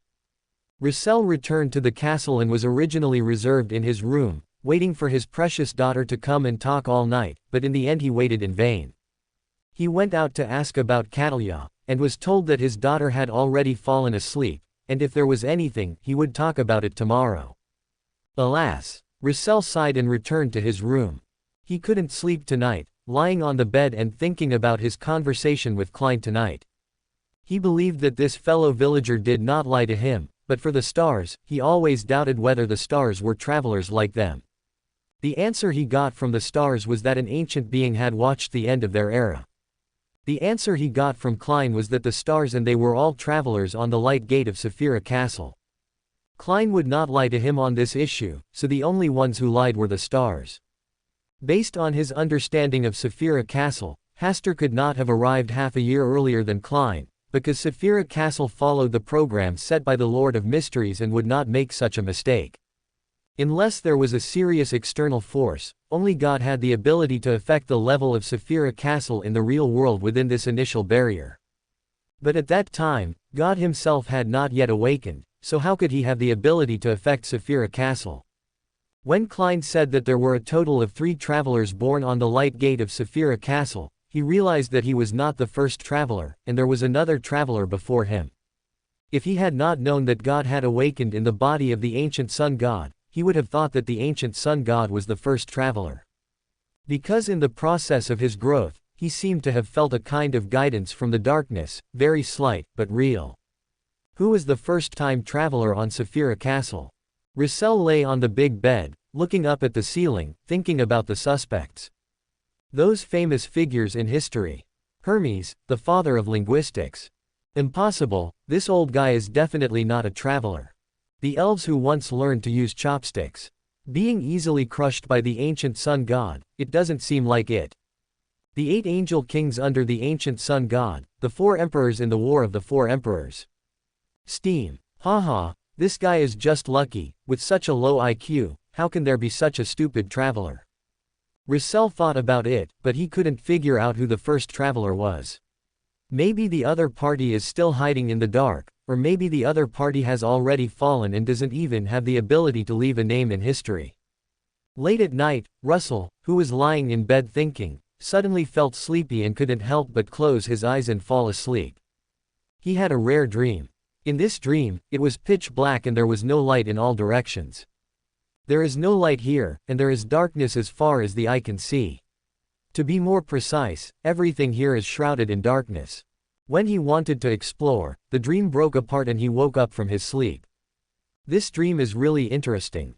Russell turned over, got up and put on his shoes, walked to the windowsill, opened the window, and looked up at the stars.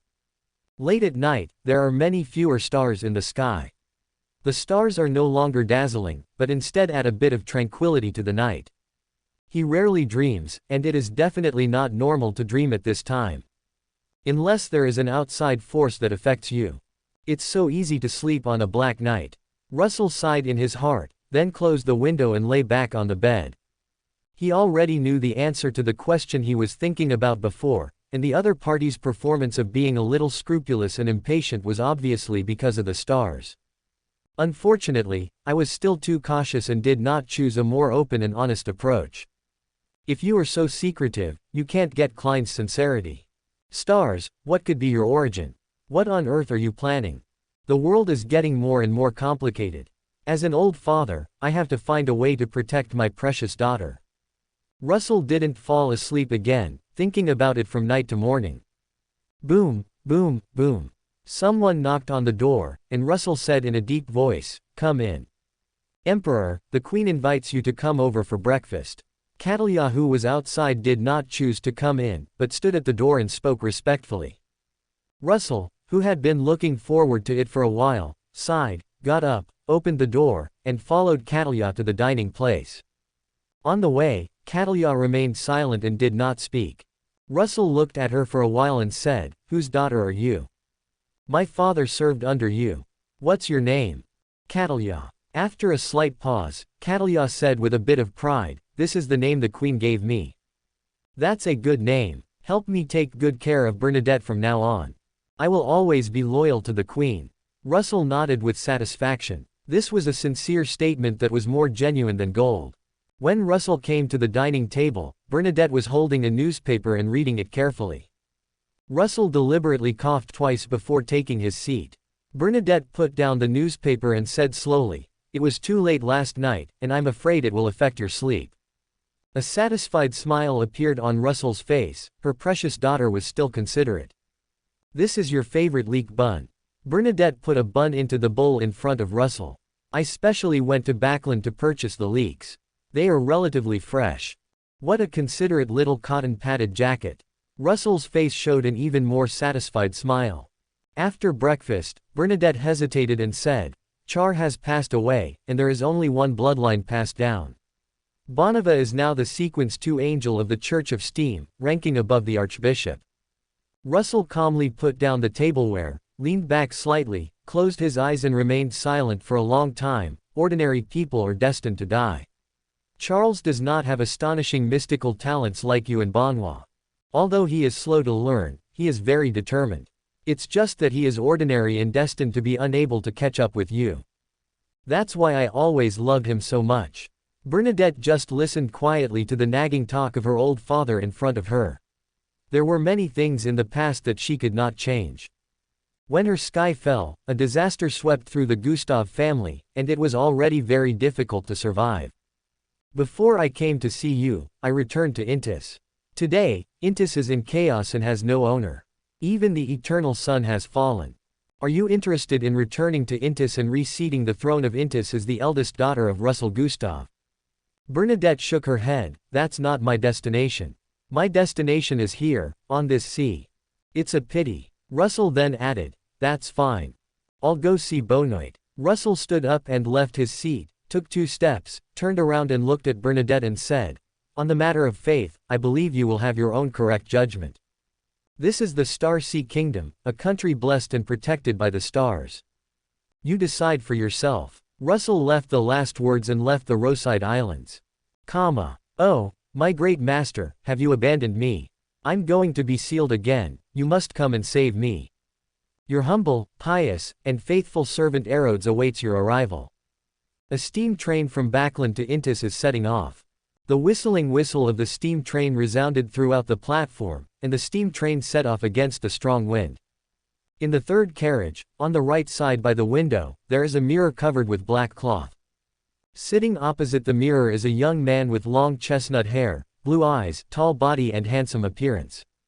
Recently, because the situation in Intis is too chaotic, many members of the Church of Steam have begun to evacuate from the Kingdom of Loan and return to the Republic of Intis. Erodes, who are you praying to? The young man spoke gently, and the mirror on the opposite side, which was covered by the black cloth, stopped shaking. This time, after we go back, you will be sealed up. It will be difficult to come out next time. The gentle voice frightened the mirror on the opposite side and trembled again. Suddenly, a figure suddenly appeared in the empty space on the opposite side, stretched out his hand to remove the black cloth, revealing an ancient silver mirror with strange patterns.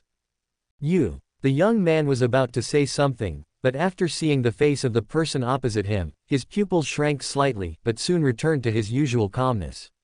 He smiled and said, Father, congratulations on your resurrection. Bonneva, I don't hear any excitement in your tone. I'm grown up, and controlling emotions is the most basic ability of an adult.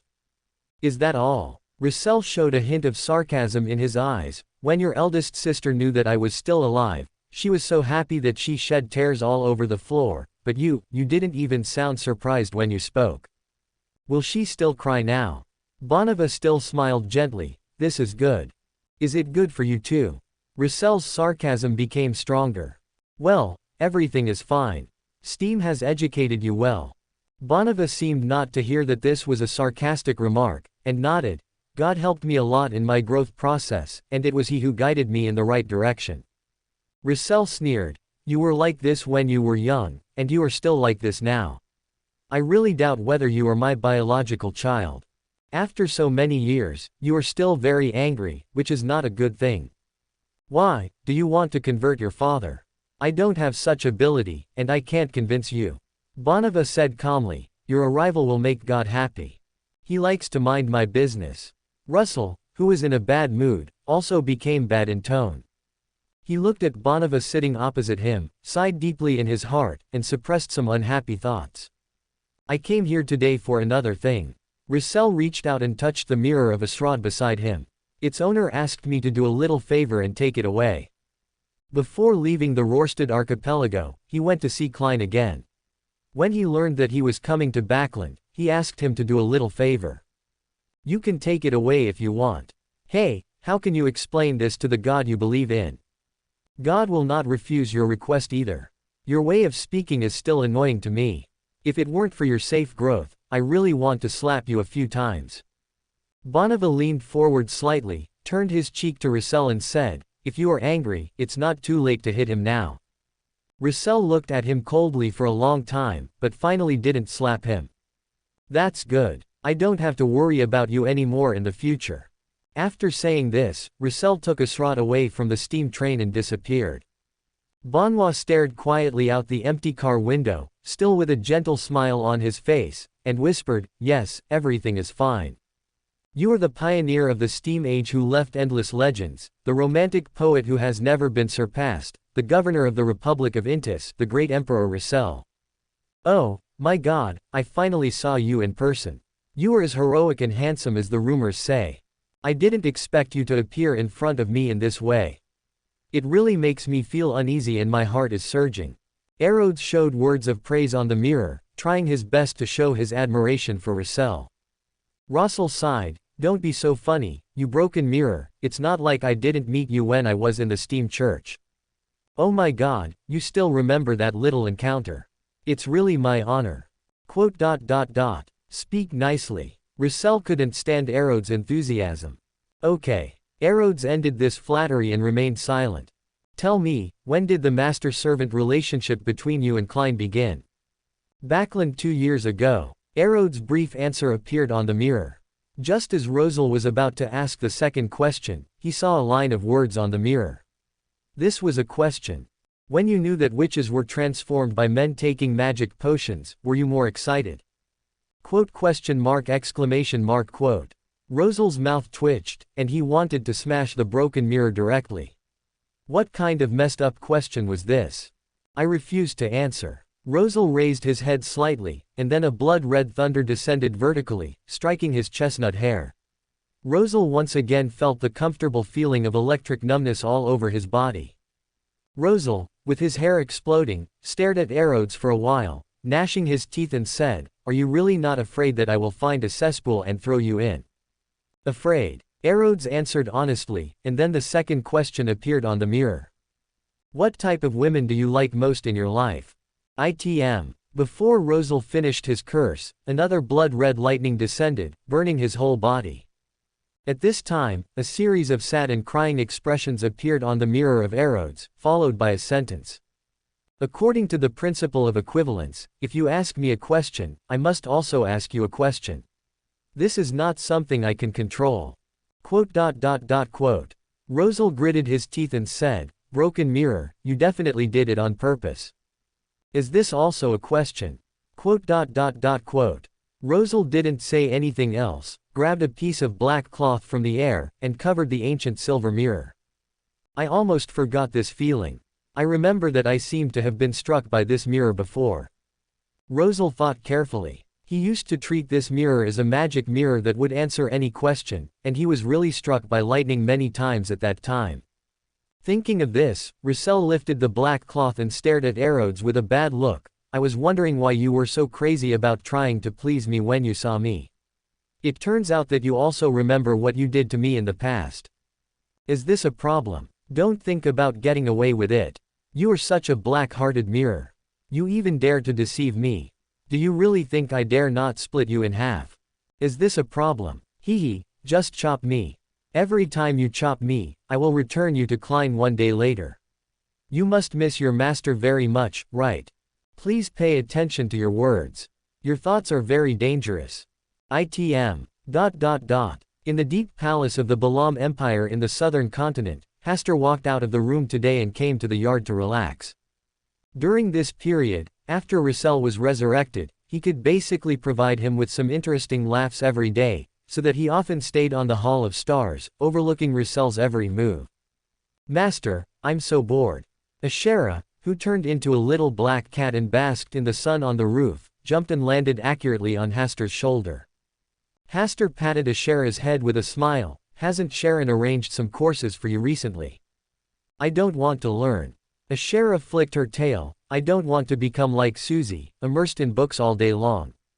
And Miss Audrey, she seems to have been stimulated recently and has become as diligent in reading as Susie. Haster listened to Ashera's report and said with a smile, let's go and take a look. Ashera lay on Haster's shoulder and stretched out her right front paw to point the way. Haster soon came to the library where the royal family of the Balam Empire treasured treasures. In the rows of bookshelves, Audrey and Susie each occupied a corner, without disturbing each other, and silently flipped through the knowledge they wanted to learn. Haster did not disturb them, but deliberately controlled his breath and footsteps, standing outside the gate and looking into the distance. After being enlightened and guided by Hermes, Susie now has a stronger scholarly aura. The pair of gold-rimmed glasses on her face add a bit of university scholar temperament. Just this temperament, he must be a college student at least. Audrey frowned as she flipped through the books. When she encountered a point of knowledge that was difficult to understand or could not be understood immediately, she would write it down on a blank piece of paper. Moreover, the books she read were divided into very detailed categories, and they basically belonged to the same field. The rustling sound of flipping through the books also aroused Haster's interest in reading. Since coming to the southern continent, he had obviously flipped through books much less frequently than in Backland. After watching it for a while, Hasta walked to the bookshelf near Audrey, picked a book, 100 Years of History of the Balam Empire, and came to the empty seat next to Audrey. Ashera had already ran to where Susie was. Place. Mr. Hasta, please go to Susie's place to read so as not to affect my study. Audrey said seriously without raising her head. Are you starting to compete with Susie in terms of learning speed? Don't talk to me, you'll be distracted. Audrey's cheeks were slightly pouted, like a little bun, which made Hasta want to poke her.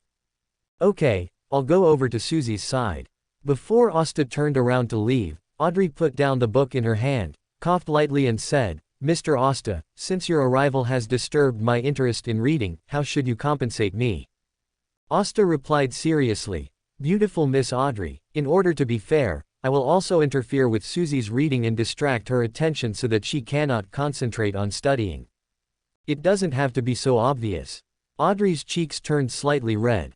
Susie hasn't left the library for a long time. What I mean is that she needs a good rest and can't be obsessed with books all the time. This is undoubtedly the right and reasonable decision. Really? Audrey's eyes lit up slightly. Of course. Asta held Audrey's little hand, kissed the back of it, and said with a smile, Our Miss Audrey should also take a good rest and spend some time with her lover. For Mr. Hasta's sake, I will temporarily stop studying today. Audrey had a relieved expression on her face. A few days ago, she actually lost to Susie in knowledge, which made her realize that she needed to study hard, otherwise Susie would quickly surpass her on the road of knowledge. So she also came to this library and began to compete with Susie. Today is already the third day, and she does feel a little tired. She likes reading, but reading out of interest and out of competition are two completely different experiences. But she couldn't take the initiative to admit defeat. Fortunately, Mr. Hasta came here at the critical moment. You can use Ashera more in the future. She doesn't like to see Susie studying all the time. Is it really useful? Audrey leaned her head on Hasta's shoulder, tilting her head to reveal a pair of bright, obviously moving eyes. Of course, Ashera is the one who dislikes studying the least among you. Isn't this too despicable? We are doing this for Susie's sake. It is not a good thing to be addicted to books all the time. You need to balance work and rest.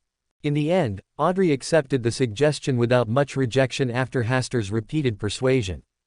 The two of them were in the library, cuddling up against the books for a while, when several cats meowing and a dog barking came from the other side. Look, Ashera is very professional when it comes to dealing with Susie. Asala is great. Audrey showed a sweet smile. Her joy was beyond words, and then she pretended to be reserved and said, I am doing this for Susie's own good. Not long after, Susie and Ashera came to Hasta and Audrey. The weather is nice today, let's go out for a walk. Hasta glanced at Susie and said seriously, Emperor Russell also has a famous saying, reading thousands of books is worse than traveling thousands of miles. Woof. Susie, who was originally depressed, suddenly became energetic. At night, after returning from an outing, Asta took a bath and then fell asleep hugging Audrey.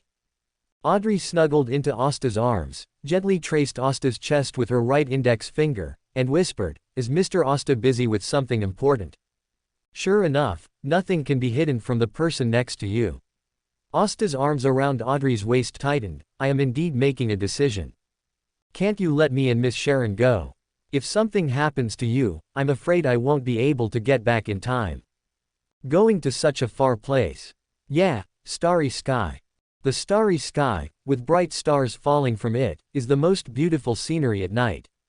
Audrey had also imagined that one day she could climb the starry sky to see the magnificence and magic of the starry sky, to stand on the starry sky, overlooking the world, and see how different it would look.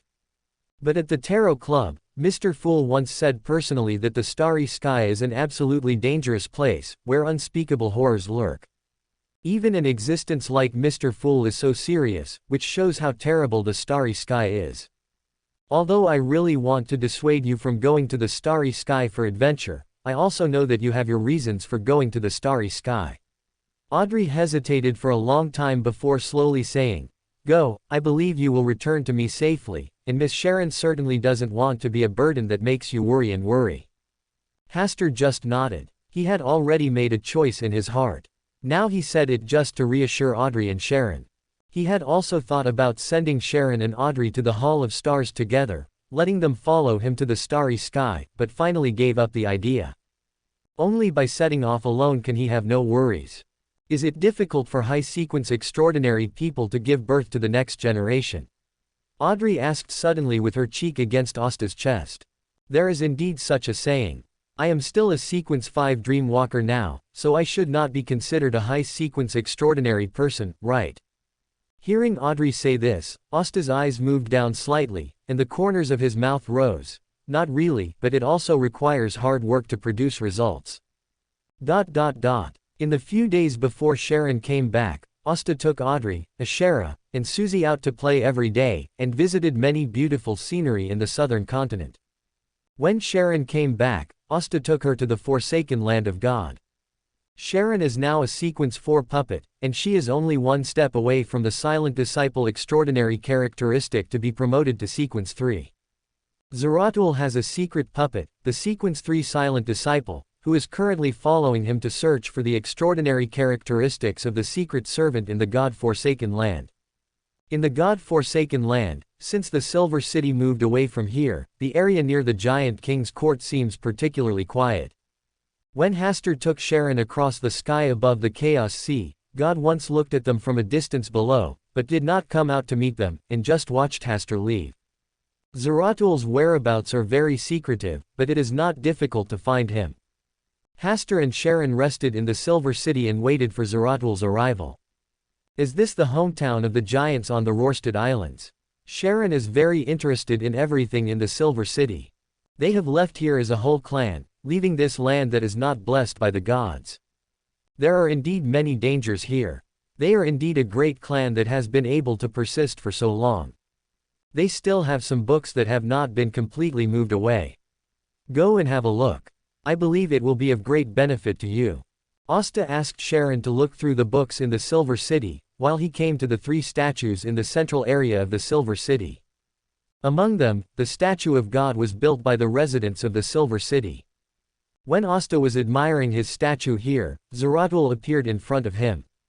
Instead of going to the trouble of looking for Zeratul's trace, Asta thought it would be better to let Zeratul come to him. Are you the stars? Zeratul said uncertainly. He had seen Asta's portrait, but when he really faced it, it was difficult for him to connect the person in front of him with the high stars. The gap between the two is really too big. Do you know what I'm thinking about right now? Asta smiled, but Zeratul felt a chill, even though he came to Silver City as just a clone. I'm thinking whether to bury you directly in the God-forsaken land, or give you a chance to live on. Zeratul laughed at himself. I never understood why the stars were hostile to me. Is it because of the prophecy I made to the Loan royal family? That's just one of the small reasons. Did the stars enter the God-forsaken land this time specifically for me? No. Asta's attitude made Zeratul a little confused, but he did not choose to avoid it. If the stars were really determined to deal with him, he would have nowhere to escape. The stars watched everything. Even though he was in the God-forsaken land, he could sometimes feel the gaze from the starry sky sweeping over him. Who are the stars coming for? Zeratul did not dare to call God's name directly, for fear of attracting him. Do you want to hear the conversation between me and God? Asta showed a playful smile on his face. I don't dare and I don't want to. Zeratul directly rejected this proposal that sounded so good. He was not even a Sequence 0, and he didn't dare to pry into the secrets of the old days. You go. Hastur issued an order to expel him, which made Zeratul even more puzzled. He couldn't help asking, does this mean that there is no more grudge between the stars and me? You are not worth my grudge. I am just worried about my future. Don't anger me, I don't have that much time to waste on you. Zeratul didn't dare to say anything else. When his clone returned to his original body, he realized that his secret doll, Sequence 3 Silent Disciple, had suddenly disappeared. Is this a lesson from the stars? This actually made Zeratul feel relieved, as it proved that the stars were no longer interested in dealing with him. After letting the star container take away the extraordinary characteristics of the Silent Disciple, Hastur returned to the library of Silver City and stayed with Sharon for a few more days before sending her back to the southern continent. He stayed in the God-forsaken land and continued to stay in Silver City. Before leaving the real world and heading to the starry sky, he needed to make some preparations to prevent accidents. God, his position was naturally on the side of Adam and the true Creator. It was he who awakened his scattered consciousness from the chaos sea, which was a great favor. He allowed Silver City to leave the God-forsaken land, but asked Silver City to worship him, which was not a return of favor. Although it sounds childish and naive to talk about favors with these beings, sometimes they also need to maintain their image, unless the relevant interests are too great. The stars are in a good mood. They come to the forsaken land for their women. The slightly teasing voice of God came from behind. Hasta did not turn around, but said calmly, "You are also in a good mood. You have been hiding and peeping.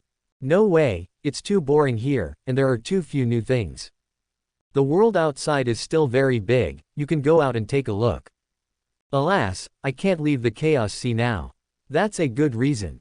God smiled, followed Hasta's gaze to the 3 statues built by the residents of Silver City in front, and looked at them carefully. "Not bad, with 1 or 2 points of momentum like me. The lamp god is very smart." Hasta also smiled a little. At the beginning, he saw the performance of the lamp god through the Hall of Stars. He looked annoyed and regretful. "I think so too." God smiled and said, "Some things that seem ordinary can determine the direction of the future." "Oh, did you see the future? Didn't the stars see it too?" Hasta and God looked at each other, and then each of them tacitly looked away. What kind of future we see depends on our respective positions. If such a future is played out, I wonder if it will conform to the tide of the times. Hasta deliberately pointed at Adam. The tide of the times depends on the capable asterisk. He is at most just a wave that splashes occasionally. God showed a meaningful smile on his face. When the waves jump high, they will think they have seen through the flow of the entire river. What a philosophical sentence. Don't the stars think so?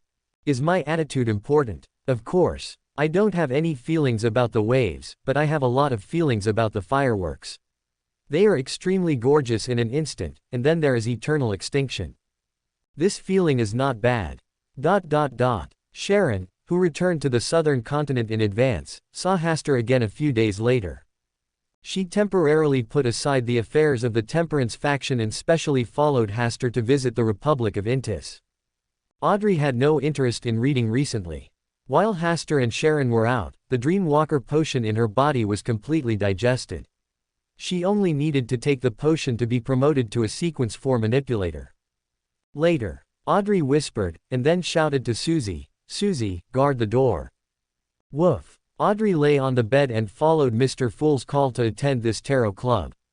Above the gray fog, Klein looked at the figures of the tarot club members who appeared one after another. He was in a good mood. After Miss Justice greeted him, he put aside the normal process of reading Rissel's diary. Rissel had been resurrected, and he had exchanged a lot of knowledge and experience with Rissel during this period. He no longer had the same desire for Rissel's diary as before. Now reading Rissel's diary is more about appreciating Rissel's past black history. When they meet in the future, they can take it out and make a few jokes.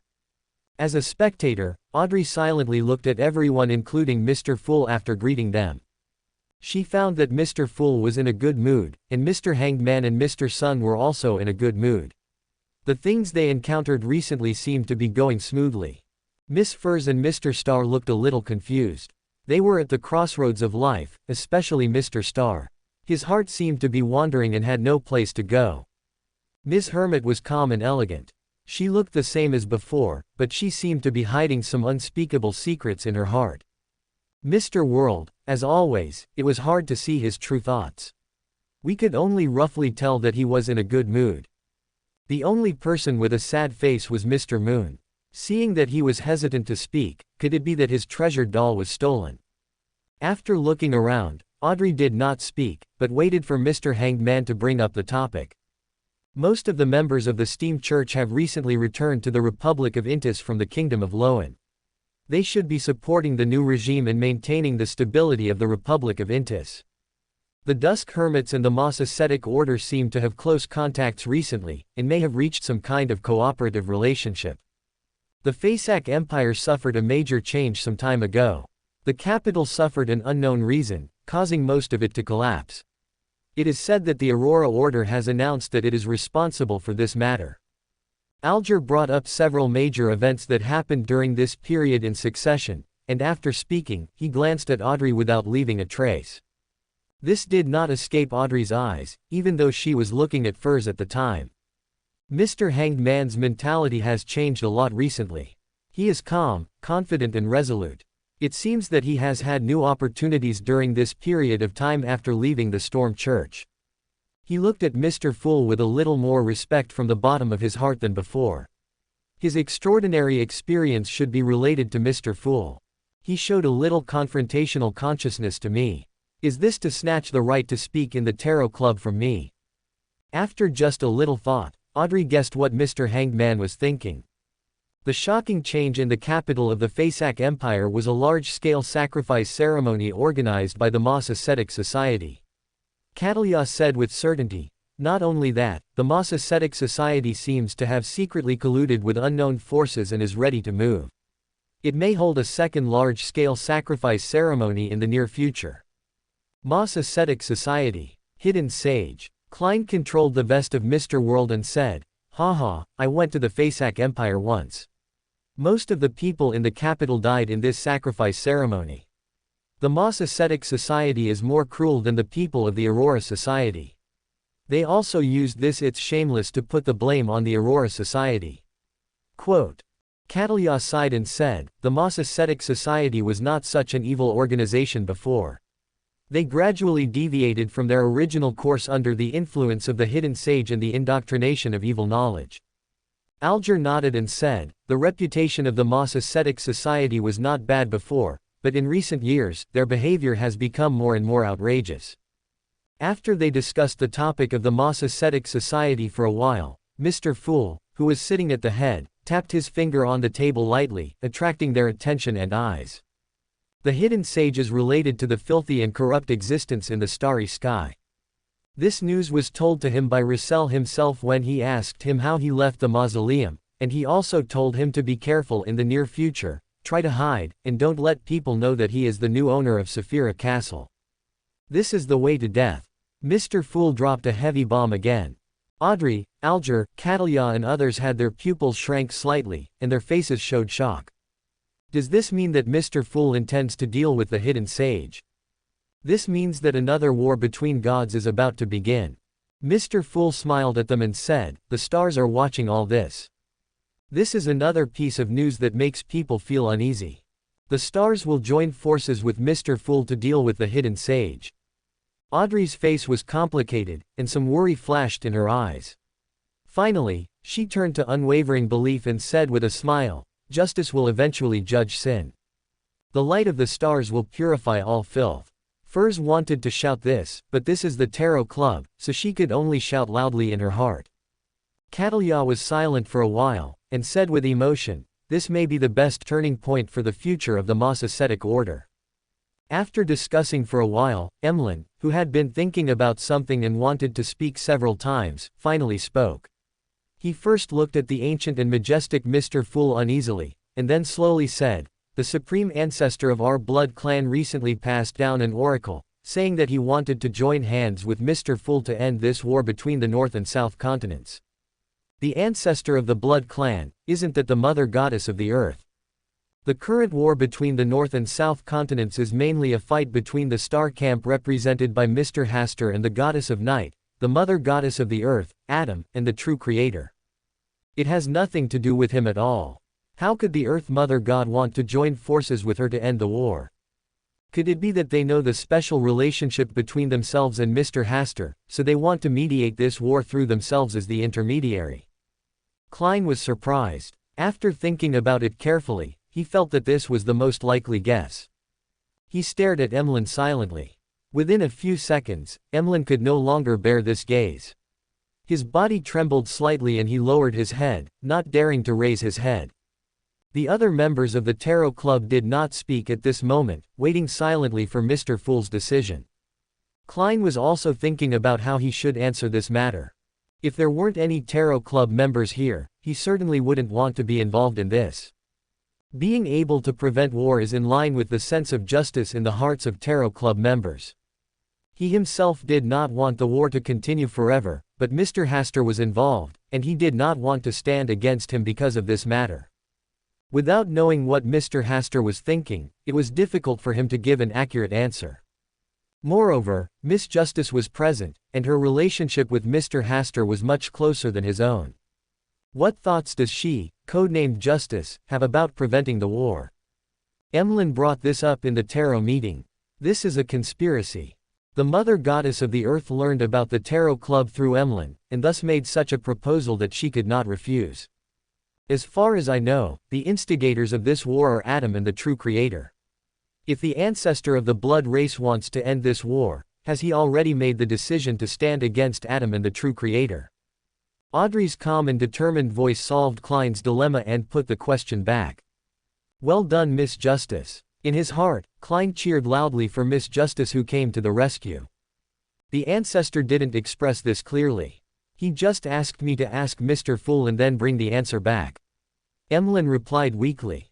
It seems that the ancestor of your blood race has not made a firm choice to prevent this war. At least, we have not felt his sincerity. I will report the truth truthfully when I go back. Audrey ignored Emlyn and sat quietly in her seat, meditating on something. Forsey quietly looked at Audrey and gave a thumbs up in his mind, but not everyone dared to speak at this time. Moreover, the tone of the conversation just now was obviously full of questioning and suspicion. The other party was the ancestor of the Blood Clan, the Mother Goddess of the Earth. Alger sighed inwardly, feeling that it was too childish for him to compete with Miss Justice for the right to speak in the tarot session. After finishing the tarot session, Audrey returned to the real world and was still lying on the bed. She did not get up immediately and stretched out her hands to rub her cheeks. She herself felt that her speech at the tarot meeting just now was too bold. At that time, Mr. Fool had not spoken yet. Although his original intention was good, he might offend Mr. Fool. Alas, I actually questioned the behavior of the Earth Mother Goddess. Audrey turned over on the bed several times, stood up and sat on the edge of the bed, propped her chin on one hand, and called Susie to come in. When Susie came in, Audrey gestured to her to close the door, and then asked, Susie, do you think the war should end now? Susie did not answer immediately, but took 2 steps in the room before saying in a serious tone, Audrey, your bright and righteous heart makes it impossible for you to turn a blind eye to all the suffering that has happened. You have already wanted to end this war.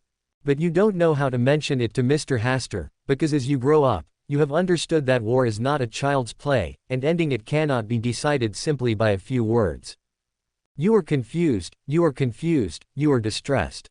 Audrey, whose inner thoughts were accurately predicted by Susie, did not show any reluctance to be exposed this time, but instead showed a gentle smile. Susie, what do you think I should do? I don't know, after all, I'm just a dog. Susie pretended to be troubled and said, and seeing that Audrey's mood had improved a lot, she said, Mr. Hasta will definitely praise your kindness and justice. You don't need to worry about such a thing, which will affect the relationship between you and Mr. Hasta. Susie, you seem to know Mr. Hasta better than I do. Audrey felt much better. Because I am not the person involved, I cannot fully empathize with you. There is no love between Mr. Hasta and I that is full of gains and losses, so I can try my best to give my views and suggestions from an outsider's perspective. Susie, you have really grown a lot. Audrey, you already have the answer in your heart. You ask me just to get my approval. When people are confused, they always hope to get the strength to support their hearts. Susie, you are right, great. Susie, who was praised, wagged her tail, moved closer, and said happily, Audrey, the more times you praise me, the more perfunctory it makes me feel. Audrey took a deep breath and resisted the urge to slap Susie on the head. Audrey, I will continue to read in the library tomorrow. Do you want to join me? Susie, there are many things worth trying in this world besides reading. Audrey refused directly, then left the room and went to Hasta's study. Is this week's tarot club over? Hasta looked up at Audrey and smiled. It seems that something big happened at the tarot club. The Earth Mother Goddess wants to join hands with Mr. Fool to stop this war between the North and South continents. Oh, what answer did Mr. Fool give? He didn't answer. I got there first. Audrey's cheeks were slightly flushed. Asta listened with interest to Audrey's story about her feat at the Tarot Club today. You don't need to worry about causing Mr. Fool's disgust. On the contrary, you handled this matter very well. Mr. Fool would like to thank you for helping him out. Asta took Audrey's slightly cold little hand, indicating that she didn't need to worry about Mr. Fool's blame. Mr. Fool, don't you want to end this war? He is just considering my thoughts. Mr. Hasta, do you want to end this war? Hasta did not answer directly, but said, every war has its purpose, and ending the war is the same. Why do you think the Earth Mother wants to end this war? Audrey's face was solemn. She thought seriously for a moment, staring into Hasta's eyes and said, there are two possible reasons. One is that the Earth Mother thinks that continuing the war will have an adverse effect on him. The second is that the Earth Mother is kind and merciful and does not want to see the war continue to harvest lives. Can you only choose one reason? I choose the former. Audrey did not hesitate at all. She used to be full of awe for the gods, but as the level of contact became higher, her beautiful fantasy about the gods was almost disillusioned. The gods are not as beautiful as she imagined. Audrey, the war will end before I ascend to the starry sky. Will you blame me for influencing your decision? No, your kindness and justice are also part of what I like. Audrey's mouth curved slightly. Mr. Asta, why didn't I realize that you are so good at coaxing girls before? This can only prove that Miss Audrey standing in front of me is too outstanding, and I have only words of praise in my heart. The Amanda Mountains bordering the Fasak Empire and the Kingdom of Loan, where the mountains stand tall, are a natural barrier that prevents the residents of the two countries from traveling to each other. In the area close to the Fasak Empire, several towns are adjacent. This is a border area. In order to protect the border area, the Fasak Empire has issued several national policies before, ordering some inland residents to move to the border area, build cities to prevent the invasion of the Kingdom of Loan, or serve as outposts to facilitate the invasion of the Kingdom of Loan. So the population here is not less than many large cities in the inland. The most famous are the three towns distributed in a triangular shape. When the Kingdom of Loan invaded, this place was breached, and many people died tragically in the war. Even when the capital was breached, not so many people died. Resentment and dead souls, like black and red colors intertwined and mixed together. On this land that was once stained with blood and resentment, the members of the Moss Ascetic Order are following the Oracle and using this land as a place for sacrifice. Are you ready? It's time to start. Hurry up, someone has started to pay attention to our actions. Don't worry, there will be no problem this time either. Boom. A trembling roar sounded, and suddenly the earth cracked, tearing the barrier set up by the sacrificial ceremony. A huge black tree emerged from the depths of the earth, and a figure that made people look up stood on the crown of the tree. His arms were like two huge black mountains, and just a slight wave destroyed a corner of the ceremony here. It's him. It's the god of the Rose School, Saya. The members of the Moss Ascetic Order who recognized the figure fled in all directions. At this time, a black abyss split open, and the descendant of the fallen mother goddess who had been summoned here from the starry sky came here with a corrupt breath that could corrode and pollute everything. His head covered with black mucus had a large number of tentacles and a large and long nose similar to that of an elephant. His body was covered with a layer of gray-black carapace, and his hands were like two giant pliers. As he breathed, a pair of light yellow eyes opened on his tentacles. Degenerate and filthy things should not remain in the world. When he felt the breath of the creature in front of him for the first time, the god Ea felt unspeakable hatred in his heart. This was the taste of a mortal enemy. In the sky, a crimson moon broke through the shackles of the night and broke free, shedding waves of moonlight as thin as a veil. On the earth, most of the remaining sacrificial rituals were nourished and slowly started. When the crimson moon was shining, the stars lit up one by one, and the light of the stars occupied the starry sky and became the dominant force of the night. When the starlight fell, the endless purification power washed away the filthy and corrupt breath on the earth, allowing the dead souls on this land to rest in peace. On the Hall of Stars, Hasta stared at the very hard-working god Ea below with a thoughtful look. For what reason did the Mother Tree of Desire choose to send him to solve the problem? Tonight he was going to deal with the hidden sage. Originally, he thought he had a great chance of winning, but the appearance of God Ea here gave him a bad premonition. Sensing the flow of the power of the stars in the starry sky, the creature with a voice like a toad turned into a ball of black smoke and disappeared into the black abyss. God Ea looked down at the land that was gradually returning to peace with the attitude of a winner. It seemed that he had no intention of chasing, but wanted to stay here. Chase. An oracle exploded in his mind like thunder, and the evil god Saya looked up in surprise, looking up at the bright starry sky above his head. This was an order from the stars. He just hesitated for a moment and left here. After removing the interference factor of the evil god Saya from here, Hasta immediately felt that his chances of winning tonight increased by at least 50%. The long river of knowledge was shrouded in darkness. Tonight, the starlight broke through the darkness and arrived here, bringing the light of the stars. The figure standing in the long river of knowledge whispered, "Stars," the moment he noticed the invasion of starlight. Then, the long river of knowledge surged and disappeared from this space. For a Sequence Zero who only wanted to hide and escape, it would be difficult to cause any fatal impact on him unless he had overwhelming power or a way to imprison him and leave. In the Hall of Stars, Hasta was not in a hurry, but occasionally projected starlight to illuminate the hiding place of the hidden sage. The hidden sage, who does not need to take into account believers and has no divine dignity, is more difficult to deal with than the fallen Storm Lord and Eternal Sun. Because he will escape, and is also good at this ability. Without the authority of the high-latitude overlooker that can imprison time and space, it is difficult to completely block his retreat. But now, Hasta has many cards to play. The Decayed King, the Black Devourer, and the Glorious Hunter who have newly joined the Star Conference are already ready to move in the starry sky. Hasta finally chose to let the Glorious Hunter come, an outer god old one who is good at hunting and tracking. When Hasta led the avatar of the Glorious Hunter into the real world above the Hall of Stars, his avatar just landed and turned into a ball of glittering silver light, passing through layers of space barriers in the form of a bow and arrow. Hasta used the starlight as a guide to accurately lead him to the place where the hidden sage was hiding. His speed was extremely fast. At the moment when the hidden sage stepped into the space and was about to disappear, he pierced through the hidden sage's body in the form of an arrow. The long river of knowledge surged instantly, and endless knowledge turned into drops of water to cover the hidden sage's departure. Without Hasta's continued guidance, the Glorious Hunter turned around and pierced through layers of space again in the form of an arrow. The hidden sage noticed him, and in the short moment before leaving, his body was pierced by the Glorious Hunter again. Although this was not fatal, it had already made the hidden sage feel timid.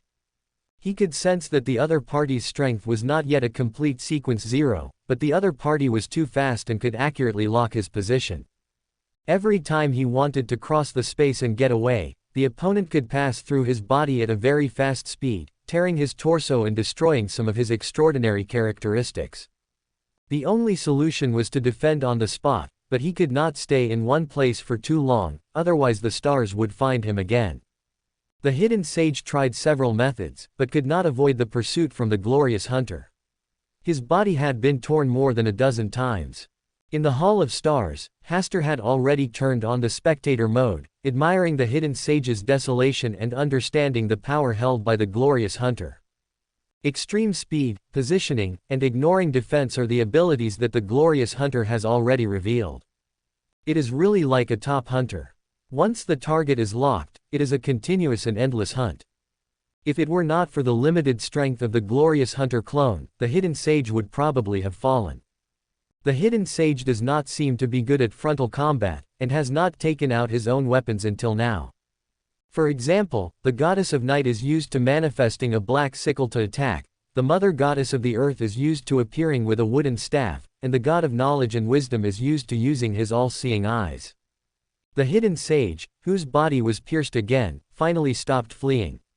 He surrounded himself with the long river of knowledge, and divided several rays of knowledge light to fall on the tops of the mountains, towering trees, and winding rivers under his feet.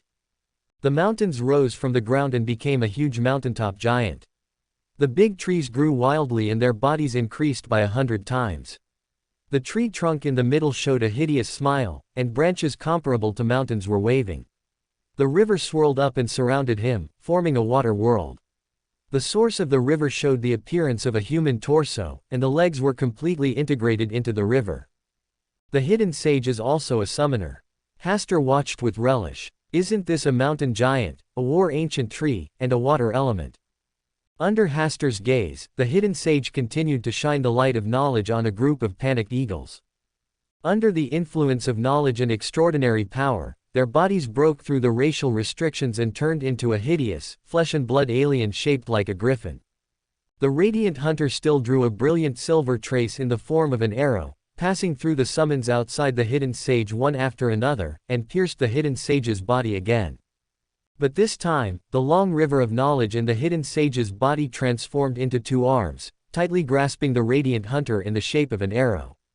The arms pressed hard, as if to tear the radiant hunter in half.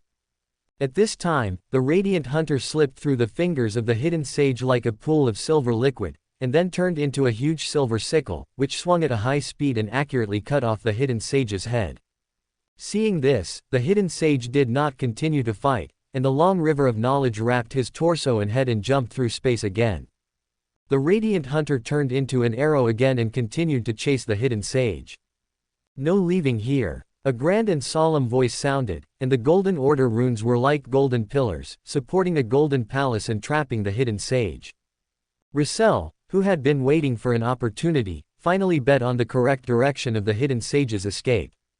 The hidden sage had been fleeing everywhere before, making it impossible for him to catch up in time, let alone set up a cage to trap the hidden sage. The hidden sage's body was completely integrated into the river of knowledge, roaring and washing away the golden cage that Rissel had worked hard to lay. After only 2 collisions, Rissel looked embarrassed and could hardly hold on. At this time, the glorious hunter behind chased after him, running through the tail of the river of knowledge all the way to the head, tearing the entire river of knowledge in half from the middle. The river of knowledge stopped flowing for a short time, and then quickly gathered together, and then slipped away from the gap in the golden cage that had just been opened. It's really hard to kill. Rissel couldn't help but admire the tenacious vitality of the hidden sage. From just now to now, the hidden sage has suffered at least 20 serious injuries, but he still has enough strength to break through his own order. The radiant hunter did not stop, and still turned into an arrow and quickly crossed the space, chasing after him. Alas! Rissel sighed and followed him. Hastur also felt it was a pity that the hidden sage could not be left behind this time. Rissel and the radiant hunter were not in a good state, otherwise this cooperation alone would have made the hidden sage lose the ability to escape. Time lasted from the moon rising above the willow branches to late at night. The prepared hidden sage did not give Rissel another chance to attack. The glorious hunter's repeated attacks alone were not enough to kill him in a short period of time. Finally, the hidden sage's seemingly aimless escape stopped again. This was on an island in the sea. Rissel did not follow him to the island. Who knew if there was a backup plan left by the fallen mother goddess on the island? The glorious hunter fearlessly drew a silver mark and chased after him. On the island, the hidden sage looked solemn, staring at the glorious hunter who attacked again, and said coldly, "Do you know where this is?" The glorious hunter said nothing, turned into a silver stream, pierced the hidden sage's body again, and then turned back and went towards the hidden sage who had recovered again. Wasting time talking is a very unwise choice. Only after killing the prey, the hunter stepped on its body and pulled off its fur, would he praise the beautiful fur. A sigh that seemed to come from a long time ago sounded, and the originally bright starry sky was swallowed by darkness again. The previously disappeared crimson moon emerged from the sea, several times larger than before when it was hanging high above the starry sky. The lower half of the crimson moon was still immersed in the sea water, with only the semicircular upper half exposed, shaped like an arch, a door. The island in front of the crimson moon was shaped like a small diving platform, or a stone staircase leading to the door. The hidden sage stepped back and came to the sea surface. He seemed to be able to reach out and touch the crimson moon. Fallen Mother Goddess. The radiant hunter temporarily stopped hunting, staring at the exceptionally different crimson moon with a serious look. You shouldn't stand on the side of the stars. An ancient and crazy voice came from the depths of the crimson moon, followed by a red ripple, and a pair of eyes slowly condensed in the crimson moon, followed by a face. Before the radiant hunter could say anything, the face that emerged from the depths of the crimson moon just exhaled here. The entire island and the surrounding sea area of hundreds of miles were completely destroyed, leaving no residue. The sea surface was empty, with a big pit, and the sea water began to flow back. In the distance, Russell, who had sensed something was wrong and did not land on the island, saw that the crimson moon on the sea seemed to have shrunk a lot. Should I go? Russell looked up at the starry sky, which was still shrouded in darkness, and the light of the stars had not yet fallen in. This place is still controlled by the power of the fallen mother goddess for the time being. Russell, you should return to my arms. A voice sounded from deep inside Russell's body. Sure enough, the consciousness of the fallen mother goddess in his body had not completely dissipated, but was suppressed by the power of the stars. As long as he was too close to the fallen mother goddess, the consciousness of the fallen mother goddess would wake up from his body again. Russell remained alert and said with a smile, I have no intention of going back to compete for favor with the hidden sage. Klein, fool, the new master of Saphira Castle. Russell, you have given me a new surprise. The fallen mother goddess easily glimpsed Russell's experience during this period. Fuck. Russell felt the creepy, lingering fear again. Every time, the fallen mother goddess always found a way to easily spy on all his privacy. This is like installing a back door on his body. Whether he wants it or not, the fallen mother goddess can always ignore his will and enter and exit his body at will through the back door. Are you afraid? The bewitching voice of the fallen mother goddess sounded again. Haha, don't be so self-righteous. Do you really think you have complete control of the situation? Russell sneered. I have learned a major secret. If that Klein dies tragically because of you, will you blame yourself and feel guilty for the rest of your life?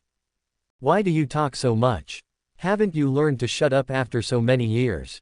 Russell's tone became increasingly cold, and the strength he silently accumulated gradually increased.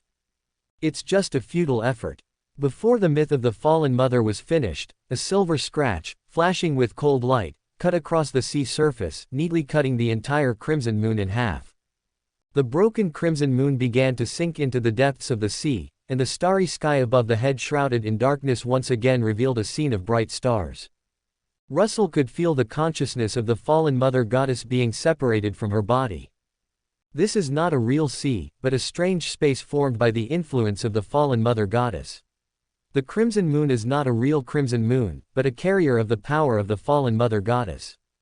The radiant hunter who escaped the disaster peeked into the secret here, and when the fallen mother goddess's thoughts fell on Russell, he found the right opportunity to kill the crimson moon in one fell swoop. Seeing this scene, the hidden sage wanted to escape again. Damn hidden sage, where else do you want to escape? Russell's emotions, which he had nowhere to vent, reached their peak at this moment. He prayed to the stars to help him briefly return to the position of the Black Emperor. The radiant hunter simply glanced at it and turned it into a large silver net, wrapping it up in the hidden sage who had fled some distance away.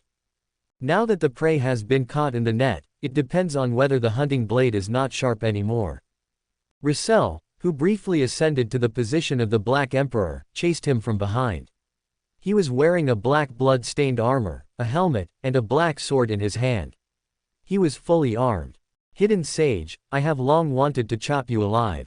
Russell raised the big sword, drawing the power belonging to the Black Emperor, and quickly cut the body of the hidden sage into dozens of equal-sized pieces of meat with a dozen swords. The power of order and rules binds every piece of meat equally, prohibiting them from gathering and recovering. Seeing your head makes me sick. Russell slashed with a few more knives and chopped the hidden sage's head into pulp, not even bothering to spit. The power of the Black Emperor turned into balls of black flames, using order and rules as matches to completely burn the hidden sage to ashes from the beginning to the end, from the inside out. When the blazing flames gradually disappeared, the glorious hunter put away the hunting net. It was clean, and there was no trace of the hidden sage's residue. He was finally burned to death, right? Russell was still a little unsure. As soon as he finished speaking, a gray and gloomy river of knowledge suddenly sprang out of the empty place, like a long brown snake, burrowing into the space at a very fast speed and disappearing. Damn, let him escape again, this life is really hard. Russell looked at the direction in which the hidden sage escaped, showing a helpless expression. The power he borrowed for a short time had reached its limit. The glorious hunter was speechless and continued to turn into a silver arrow and chase after him. There was a loud rumble in the distance. In the sky where there were no black clouds gathering, hundreds of thunderbolts rained down out of thin air, all of which struck the hidden sage's nearly blurred body. Did the stars take action? Russell raised his eyebrows slightly, but then denied this speculation. This was not the power of the stars. These thunders came from Saphira Castle, and it was Klein who took action. Although this thunder cannot effectively harm the hidden sage, it can temporarily delay his steps. In the roaring sea of thunder, the glory hunter appeared again. This time he revealed a vague figure, holding 2 silver daggers and wielding 2 silver dragons, easily smashing the body of the hidden sage and cutting the river of knowledge into countless pieces. Cut.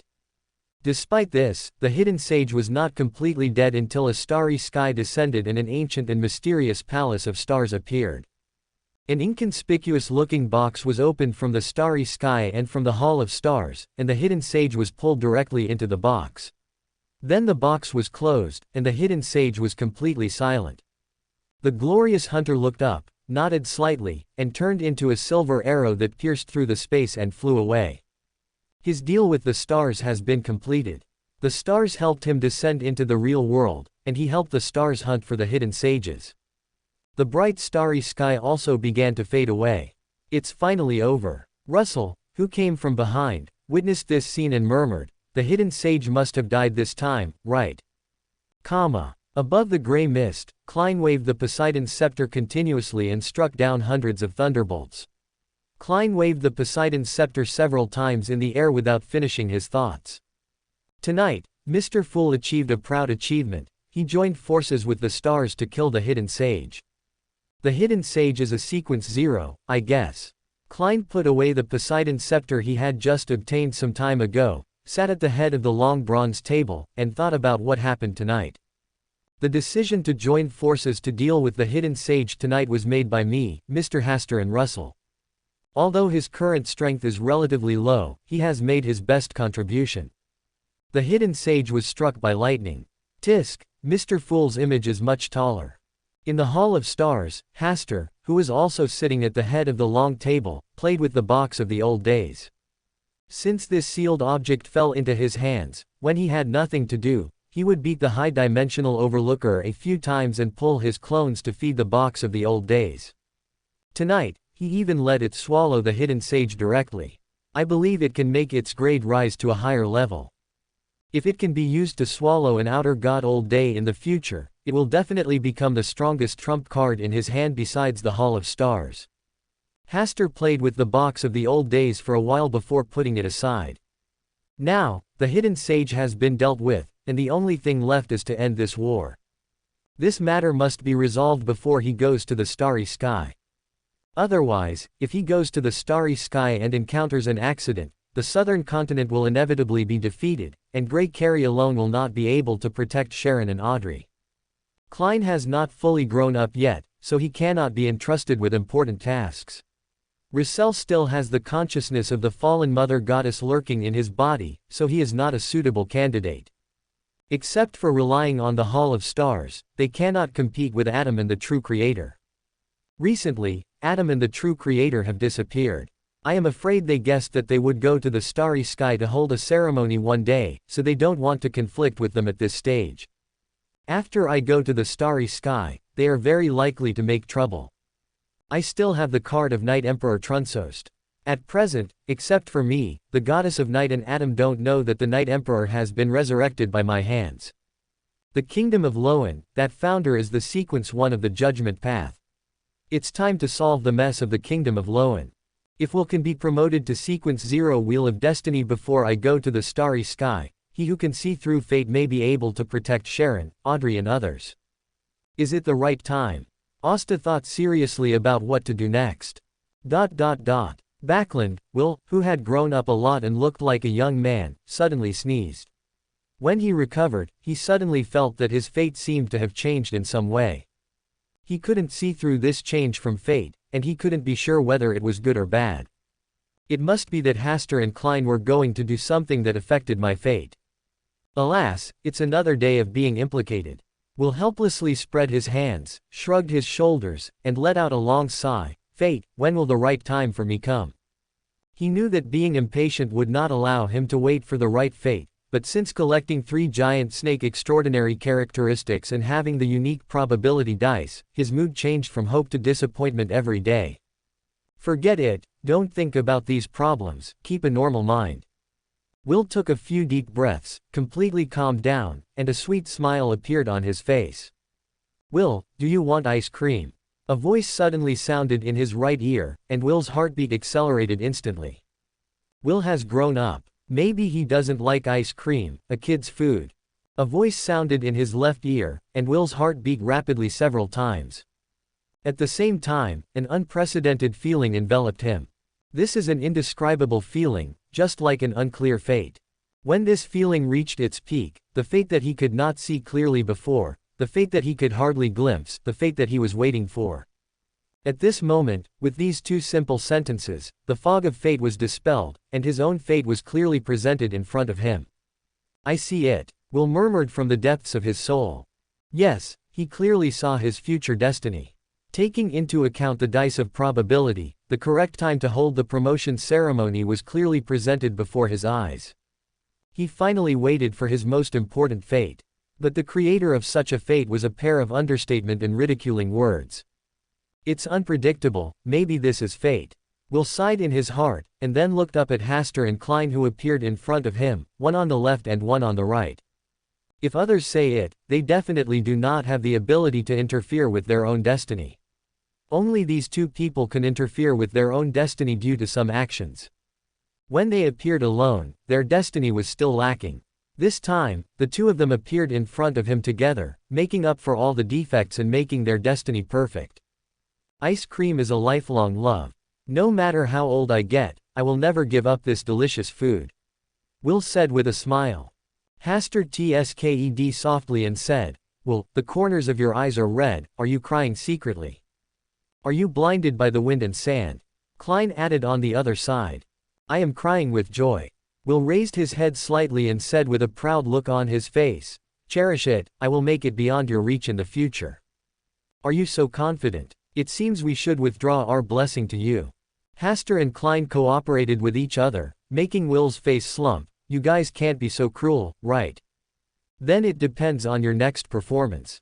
Asta gave Klein a look, and Klein understood. We have treated you to ice cream so many times before, is it your turn to treat us once?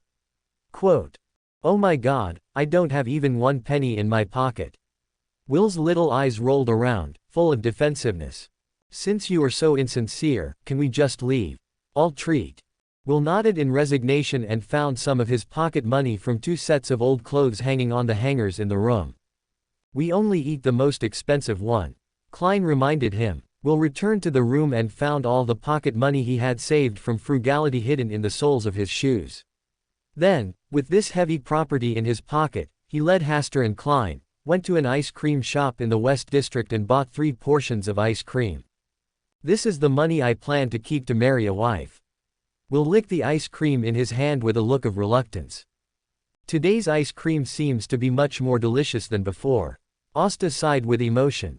It looks like I'll have to treat Will more often in the future. Klein suggested. That's a really good idea. You are still not human. You even thought of giving a child pocket money. Will quickly covered his small pocket, with less than 2 sol left in it. After enjoying the ice cream, the group headed to Hasta's villa in the West End. You haven't told me yet why you 2 suddenly appeared this time. Will lay on the sofa with his little hands covering his belly, and a pair of black and shiny eyes swept back and forth from the faces of Hasta and Klein. Hasta made a pot of tea, and Klein talked about the reason for appearing together in Backland this time. Will had told him before that if he wanted to advance to Sequence 0, he needed to wait for the correct destiny time. He didn't know the specific meaning of this sentence, so he asked Hasta for advice. It wasn't until yesterday that Hasta gave him a correct answer, saying that they were going to Backland together. The two of them appearing in front of Will at the same time might be able to promote Will's destiny. After making an appointment today, the two of them came to Backland together through the space portal, and then appeared in front of Will together. Sure enough, Will's destiny changed, and lo and behold, Will was so happy that he cried with joy.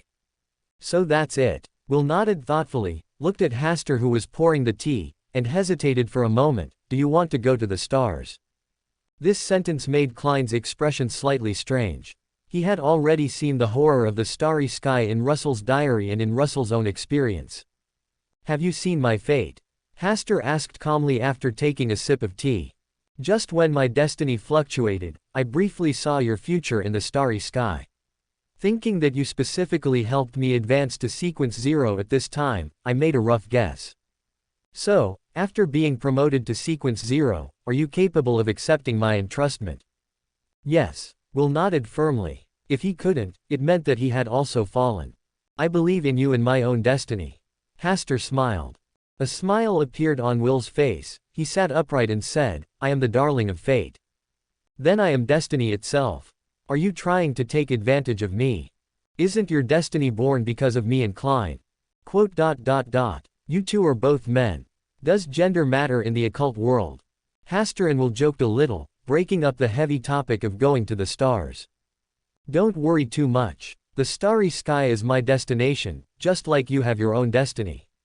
Hasta glanced at Klein, who was silent. Perhaps this will be our common destiny. Klein thought of Russell. Russell had also traveled to the starry sky, but in the end his fate changed drastically and he almost died completely. Now Mr. Hasta is going to the stars. In the future, will he also go to the stars one day? No, your destiny is not in the stars. Hasta comforted with a smile. Klein asked curiously, I have always felt that Mr. Hasta can see through my destiny. Is this the case now? I only saw a glimpse of your future destiny. Then will my ending be good or bad? It's good to be alive. After hearing these words, Klein understood that he must encounter some difficulties in the future. Destiny is not static, especially you two. If you hadn't appeared in front of me together today, my original destiny would not have been so smooth. Will also joined in this topic. Destiny is too heavy and too ethereal. Let's talk about lighter topics, such as how to resolve Adam and the true creator. After hearing what Hasta said, Will lowered his head and drank tea without saying anything. This topic was not easy at all. Even if he is promoted to sequence 0, it would be good if he could protect himself when facing Adam and the true creator. This ancient sun god still has the authority to make God's bow. Now that the ancient sun god has taken back the authority of the Lord of Storms and the eternal blazing sun, when the stars return to the starry sky, the god of knowledge and wisdom will inevitably become his next target. Without the help of other gods, it is estimated that the god of knowledge and wisdom would not be able to escape from the palm of the ancient sun god. In this regard, the only thing that can be counted on is the god who has awakened from the sea of chaos. It seems that this topic is also a bit out of scope. Hasta glanced at Will and Klein who were silent, and said with a smile, then let's talk about how to end this war. Will breathed a sigh of relief. He could answer this question, given the current dangerous situation of the Earth Mother Goddess, as long as your conditions are not too excessive, she will agree. The initiative is already in your hands. After a short pause, Will continued, actually, the Earth Mother Goddess has always been too busy taking care of herself. What we really need to worry about is the position of the Night Goddess. This goddess with secret authority always makes it difficult for people to guess what she is planning. Adam and the true creator are already hiding, waiting for you to head to the stars. Will did a little analysis for Hasta, and after getting a glimpse of the correct fate, he was no longer so afraid of the gods of sequence 0. Mr. Klein, it seems that you still need to resolve this matter. Klein understood what Hasta said. The Night Goddess and the Earth Mother Goddess are obviously collaborators, but now they only let the Earth Mother Goddess express their stance. Then the stars can also only let Mr. Fool express their stance. This is indeed a good solution. Will also agreed with this method. An early end to the war is what I hope in my heart. Klein did not refuse the proposal. It seems that now, Mr. Fool's image will become taller again. Faced with the ridicule, Klein coughed twice and changed the subject with a guilty conscience. It is not easy at all for him to work hard to maintain the tall image of Mr. Fool on top of Saphira Castle. They analyzed this issue for a while, and before parting, Will took the opportunity to take a look at the future destiny of the Lowen Kingdom. The Kingdom of Lowen still exists, but the Augustus family will be replaced by the Negan family, and the new king will take the throne at the end of the war. The new king brings peace. This gimmick is really good and fits the future development well. Backland, Harvest Church, Bridge South District. Emlyn held a brand new rag in his right hand and held the tabletop with his left hand, absently wiping the tabletop that was already white and shiny and almost reflective. There was always a sense of panic about the future in his heart. Of course, he knew that he was the savior of the entire vampire family and should bear more weight on his shoulders. But he felt that he still lacked a little bit of courage to negotiate with Mr. Fool on behalf of Lord Lilith, the founder of the blood race. Well, just a little bit. He wasn't so scared that he couldn't sleep at night. That's what a coward would do. At this moment, the voices of Lord Lilith and Mr. Fool, the ancestors of the vampire clan, sounded in his mind at the same time. Fool, Mother Earth. Emlyn only heard these two greetings in his mind, and then he could not hear anything else. Although he felt that it was difficult for him to participate in this level of conversation with his level, this was his own brain.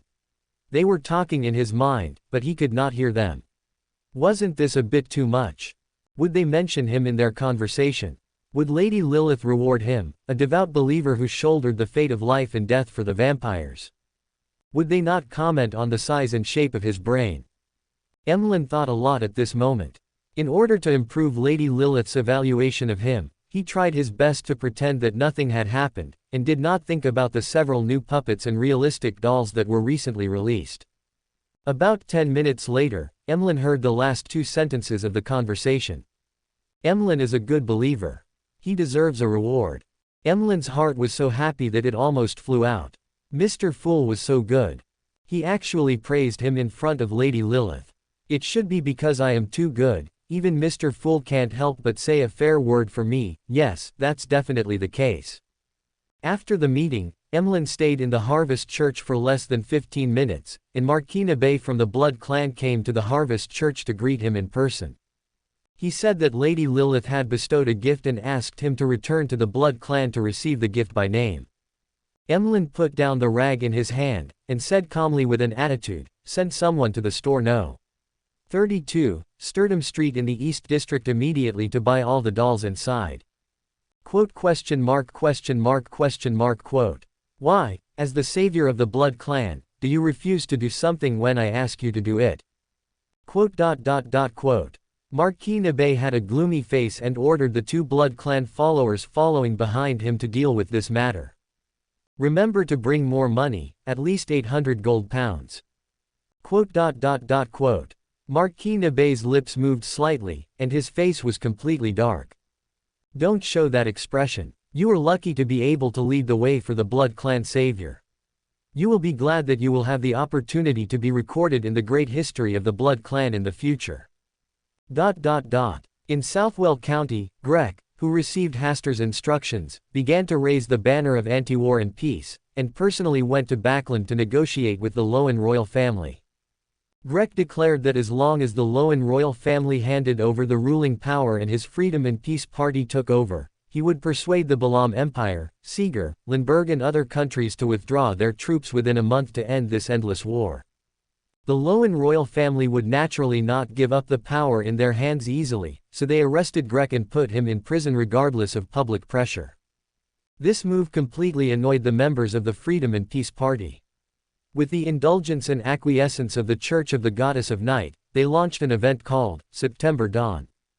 They rescued Grek, who was imprisoned in prison, and captured the Lowen royal palace, cleared out the members and confidants loyal to the Augustus family, and sent Grek to the throne step by step. In this September Dawn event, William I, the ancestor of the Augustus family, the founder and protector of the Kingdom of Lowen, never showed up. This led to the complete defeat of the Augustus family, and in the end they could only seek peace with the party represented by Greg, and became a noble family with an honorary duke. The outside world called this action Bloody September. It is said that the blood flowing out of the palace has not been drained for a month. After taking office, Greg spent 10 days to solve the civil strife in the Kingdom of Lowen, and then personally represented the Kingdom of Lowen to the battlefield of the Kingdom of Fennet, inviting the Kingdom of Fennet, the Balam Empire, Seeger, Lindbergh, Mossy, the Republic of Intis and other countries to discuss ending the war and restoring peace. After 10 days of negotiations, an agreement was reached to end the war and restore peace. The defeated Kingdom of Fennet could only keep half of its territory, and the other half was ruled by the three countries of Seeger, Lindbergh and Mossy, and the Balam Empire assisted the three countries in governance. As for the Republic of Intis, the Kingdom of Fennet paid a large amount of military compensation, which was paid in 3 years. When Greg returned to Backland with the news, people spontaneously took to the streets to parade and celebrate. Since then, Greg Nigan has become the de facto ruler of the Kingdom of Lowen. But Greg Nigan did not regard himself as the king, but announced to the entire Kingdom of Lowen that the monarchy would be abolished and the Republic would be supported. He would be the first president of the Republic of Lowen. Freedom and equality will always be the cornerstone of the Republic of Lowen. Backland, the former Lowen Palace, now the Council Palace. Greg, who became the first president, has a beautiful mustache and a smile in his blue eyes, but the nasolabial folds that appeared inadvertently on his forehead ruthlessly destroyed his handsomeness in his youth. Greg, congratulations on finally getting to this point. Everything is like a dream, Hasta. Without your help, I would never have gotten to this point. The real credit should belong to you. I don't care about such false reputation and honor. It's the best result for you to take on everything. In a pavilion in a garden, Hasta and Greg sat opposite each other and chatted. Asta, I intend to restore Earl Hall's reputation and invite him to return to Backland to help me manage this new Lowen Republic. Just restore your reputation. As for returning to Backland, Earl Hall has already gotten used to life in the southern continent. Even if he returns to Backland, he will no longer participate in political affairs.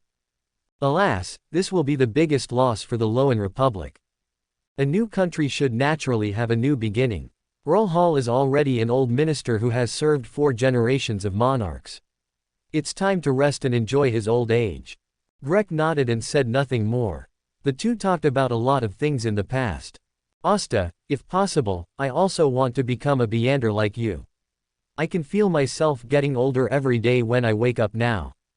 Aging is a natural norm. But Beander powers can bypass the laws of nature, right? Asta looked at Greg seriously, then looked into the distance. Do you know why the Church of the Goddess of Night and the Church of Steam strictly restrict the rulers from stepping into the Beander path? They don't want to see one person in power forever, nor do they want most people to know about Beander things. Greg said with a slightly gloomy face. Some are extraordinary, and some are ordinary. Ordinary people are infected with the extraordinary, and the mortality rate is extremely high. The extraordinary is always a path prepared for a few people. Why can't everyone set foot on the extraordinary? Greg showed a puzzled look. Everyone should have the right to choose equally, right? Unless you want to get a country of chaos and madness. Asta chatted with Greg for a while, and when he left, he looked at Greg and said meaningfully, Emperor Russell once said that greed is often the beginning of destruction. Greg's eyes flickered slightly, and finally nodded, watching Asta dissipate like a bubble in front of his eyes. Everyone has the opportunity to set foot on the extraordinary path, but only the rulers who serve the people cannot participate. This is too unfair. Greg murmured in a low voice, with a complicated expression, and fell into deep thought. In the depths of the royal palace of the Balam Empire in the southern continent, Asta, who had finished all the trivial matters, came back to reunite with Audrey and Sharon. Knowing that Asta would go to the starry sky soon, Audrey and Sharon were no longer like before, and there would always be one person who deliberately avoided them. The three of them often went out to play together, and sat together to chat and talk. When Hasta held one person in each hand, she did not object, but just gave him a helpless look and let him be a little proud. At first, Hasta only held Sharon and Audrey's hands with one hand each and played with them gently. Later, he gradually put his arms around their shoulders, and then around their waists to let them sit on the grass with their shoulders to enjoy the natural scenery. Sharon and Audrey just kept silent and did not refuse obviously. However, Ashera, who saw all this, shouted every day beside her, human greed will never be satisfied. The great and kind stars naturally could not bear such noisy voices, and they cast a small ban, so that Ashera could not say a word. Ashera ran to Susie, and after a while of gestures, she asked Susie to write on a wooden board, "Human greed will never be satisfied." Then she was active again in front of Hastur, Sharon and Audrey. In the end, Ashera went back crying to accept the teachings of 8 teachers a day. Going to the starry sky is a big deal. The more Asta looked up at the brilliant starry sky above his head at night, the calmer Asta's heart became. The starry sky is so gorgeous, I also want to go up and take a look. Audrey snuggled in Asta's arms. She rarely wanted to be selfish in this matter. There will be a chance in the future. Mr. Asta, you must keep your promise. Of course. Asta kissed Audrey on the forehead gently, and then looked at Sharon who was leaning on his shoulder in silence. Seeing Asta's eyes looking at her, Sharon just rubbed her cheek against Asta's shoulder, and then closed her eyes slightly. Asta pecked her red lips lightly, and then hugged Sharon and Audrey tightly on the left and right. In the Rorstad Islands, when the lamp god saw Asta who suddenly came here again, he suddenly had a premonition that he was about to return to the starry sky. This day is in the near future. Stars, let's return to the starry sky together. The lamp god said a word that made his soul tremble. Who said I'm going to take you back to the starry sky now? I've seen it. 10 or 8 years is just a short moment for you, right? It won't be that long. The genie believed in his premonition. Asta didn't answer again, but looked at Bernadette and said, I'll take this wishing lamp first. Be careful, come back soon. Bernadette untied the seal she had set on the wishing lamp. This is my blessing as a friend. Thank you. Asta thanked him, took the wishing lamp that was jumping for joy, and left the Rorstad Islands. Stars, starry sky. Bernadette watched Hastur go away, and whispered, I hope the starry sky will always be bright. When will we return to the starry sky? Are you worried about the fallen mother goddess outside the starry sky or Adam and the true creator within the original barrier? Don't worry, once I return to my integrity, I will definitely be able to fight against the fallen mother goddess. As for Adam and the true creator, as long as you lead my true body to come, they are nothing. The wishing lamp has been chattering since it fell into Hastur's hands. Did you talk so much in front of Bernadette before? You should understand my excitement now. How does Bernadette usually solve your habit of talking nonsense? Let me guess, she will seal you in the wishing lamp and not let you out, right? The genie said weakly, I promise that I will not speak more than 10 times in an hour. Will 10 sentences be too long? 10 times, not 10 sentences. Tisk, you have learned to play word games. Always keep up with the times. Asta will not feel bored with the genie by his side. After taking the wishing lamp, he did not go to the starry sky immediately, but hid his tracks and walked around at will. If he went to the starry sky now, he would definitely attract the attention of many gods such as Adam and the goddess of night. Before leaving, he wondered if he could lure Adam and the real creator out. If he could severely injure them before going to the starry sky, he would feel more at ease. But Adam seemed to know this. After Hastur took the wishing lamp, he did not show up, nor did he show any signs of showing his fangs. Above the gray fog, Klein convened the Tarot Club again.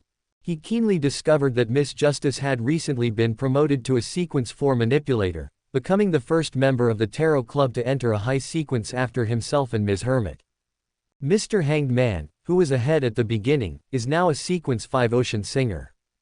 This sequence seems to be very difficult for Mr. Hanged Man, because his singing voice is really hard to describe, and he himself lacks enough confidence, so his performance speed is very slow and he has been unable to digest the magic potion in his body. At present, Miss Magician is already a Sequence 5 traveler, Little Sun was promoted to a Sequence 5 Priest of Light some time ago, and Mr. Moon and Leonard have also reached Sequence 5, and they are not too far away from being promoted to Sequence 4. Especially Mr. Moon, a vampire, blood clan, he has recently received the gift of the Mother Earth, and is very close to being promoted to Sequence 4. It is estimated that he may be successfully promoted within a month. His entire mental state was filled with a layer of brilliant warm tones, especially his gaze towards the little sun, which was full of proud confidence. After Miss Justice's routine greetings, Klein slowly flipped through the 4 Russell diaries submitted by the Tarot Club members, especially Ms. Hermit, who was very active in submitting Russell's diaries recently. It was probably because after Russell came back, Bernadette handed over some of the Russell diaries that were kept in the bottom of the box to Ms. Hermit. Let's discuss freely. After reading Russell's diary, Klein signaled that they could start this week's Tarot Club. Catalia looked at the lofty Mr. Fool with awe, then took a deep breath and slowly said, "The hidden sage has fallen." This sentence exploded like a heavy bomb, immediately attracting the attention of everyone in the Tarot Club. In addition to shock, there was also deep awe in their eyes. How long has it been since Mr. Fool said that the hidden sage was away to death? Only half a month, right? Hidden Sage, the leader of the secret organization Moss Ascetic Order, a Sequence 0 fell just like that. And this time the Hidden Sage's fall did not cause much noise. It did not cause the whole sky to appear strange like the previous storm with the eternal sun. It can be said that the Hidden Sage fell silently this time. It was the stars and Mr. Fool who took action together. Catalia's subsequent speech confirmed the speculation of the Tarot Club members. She did not tell all the inside stories of this matter, because Emperor Russell also participated in the action to exterminate the Hidden Sage.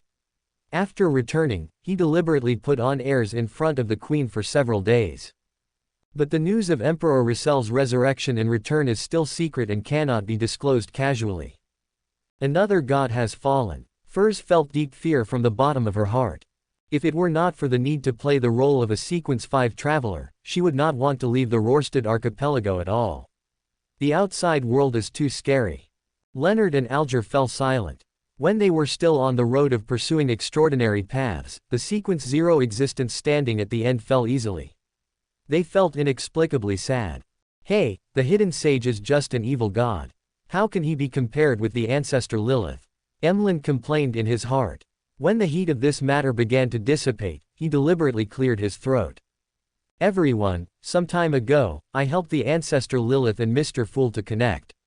They officially reached an alliance in my mind, which led to the end of the war now.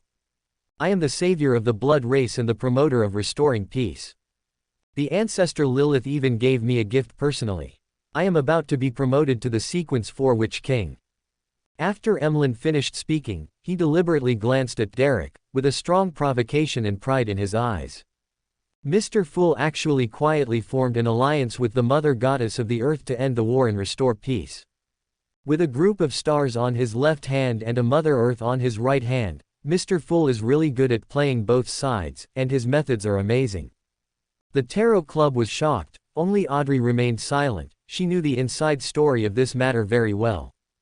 The reason why Hastur agreed to end the war was that he didn't want to force the Mother Earth into a desperate situation, so as to leave a way out for her and Sharon. Isn't it a shame that you vampires have lived for so long and haven't reached Sequence 4? Derek doesn't indulge Emlyn's bad habits. And the end of the war and the restoration of peace didn't touch him. The sea is now very calm. With the increasing influence of the Star Sea Kingdom on the Rorstad Islands, the pirates are subject to more restrictions, allowing the sea to gradually move from disorder and chaos to the right path.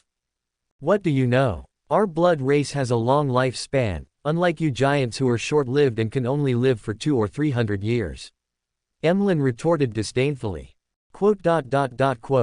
Audrey, Furs, Leonard and others felt offended. The normal lifespan of humans is about 80 to 100 years old, and this is under the condition of longevity. After the Tarot Club was silent for a while, Alger brought up other topics and revealed Emlyn's highlights. Sitting in his seat, Emlyn seemed a little depressed for a while, but when he thought of filling a room with dolls again, he instantly became happy again. Time passed like flowing water, October, November, December, and it was approaching the new year of this year. During this period, Hastur had not yet gone to the starry sky. He had made the Mother Tree of Desire, the superstar overlord and other outer gods make a lot of noise in the starry sky in an attempt to misjudge Adam and other gods. Unfortunately, Adam and the goddess of night were still very quiet, without any movement, as if they didn't realize that they were about to go to the starry sky. New year, new atmosphere, I believe it will be a good start. Asta looked up at the starry sky, not wanting to linger and wait any longer. As for reunion for the new year, it would be better to wait until later. He frowned again and thought that such a decision seemed to be like raising a flag. For more thrilling fanfiction stories like this, check out my channel Fanfic audiobook. Dive into epic adventures, mysterious realms, and legendary journeys brought to life through immersive storytelling. Don't forget to like, share, and subscribe for more amazing audiobooks.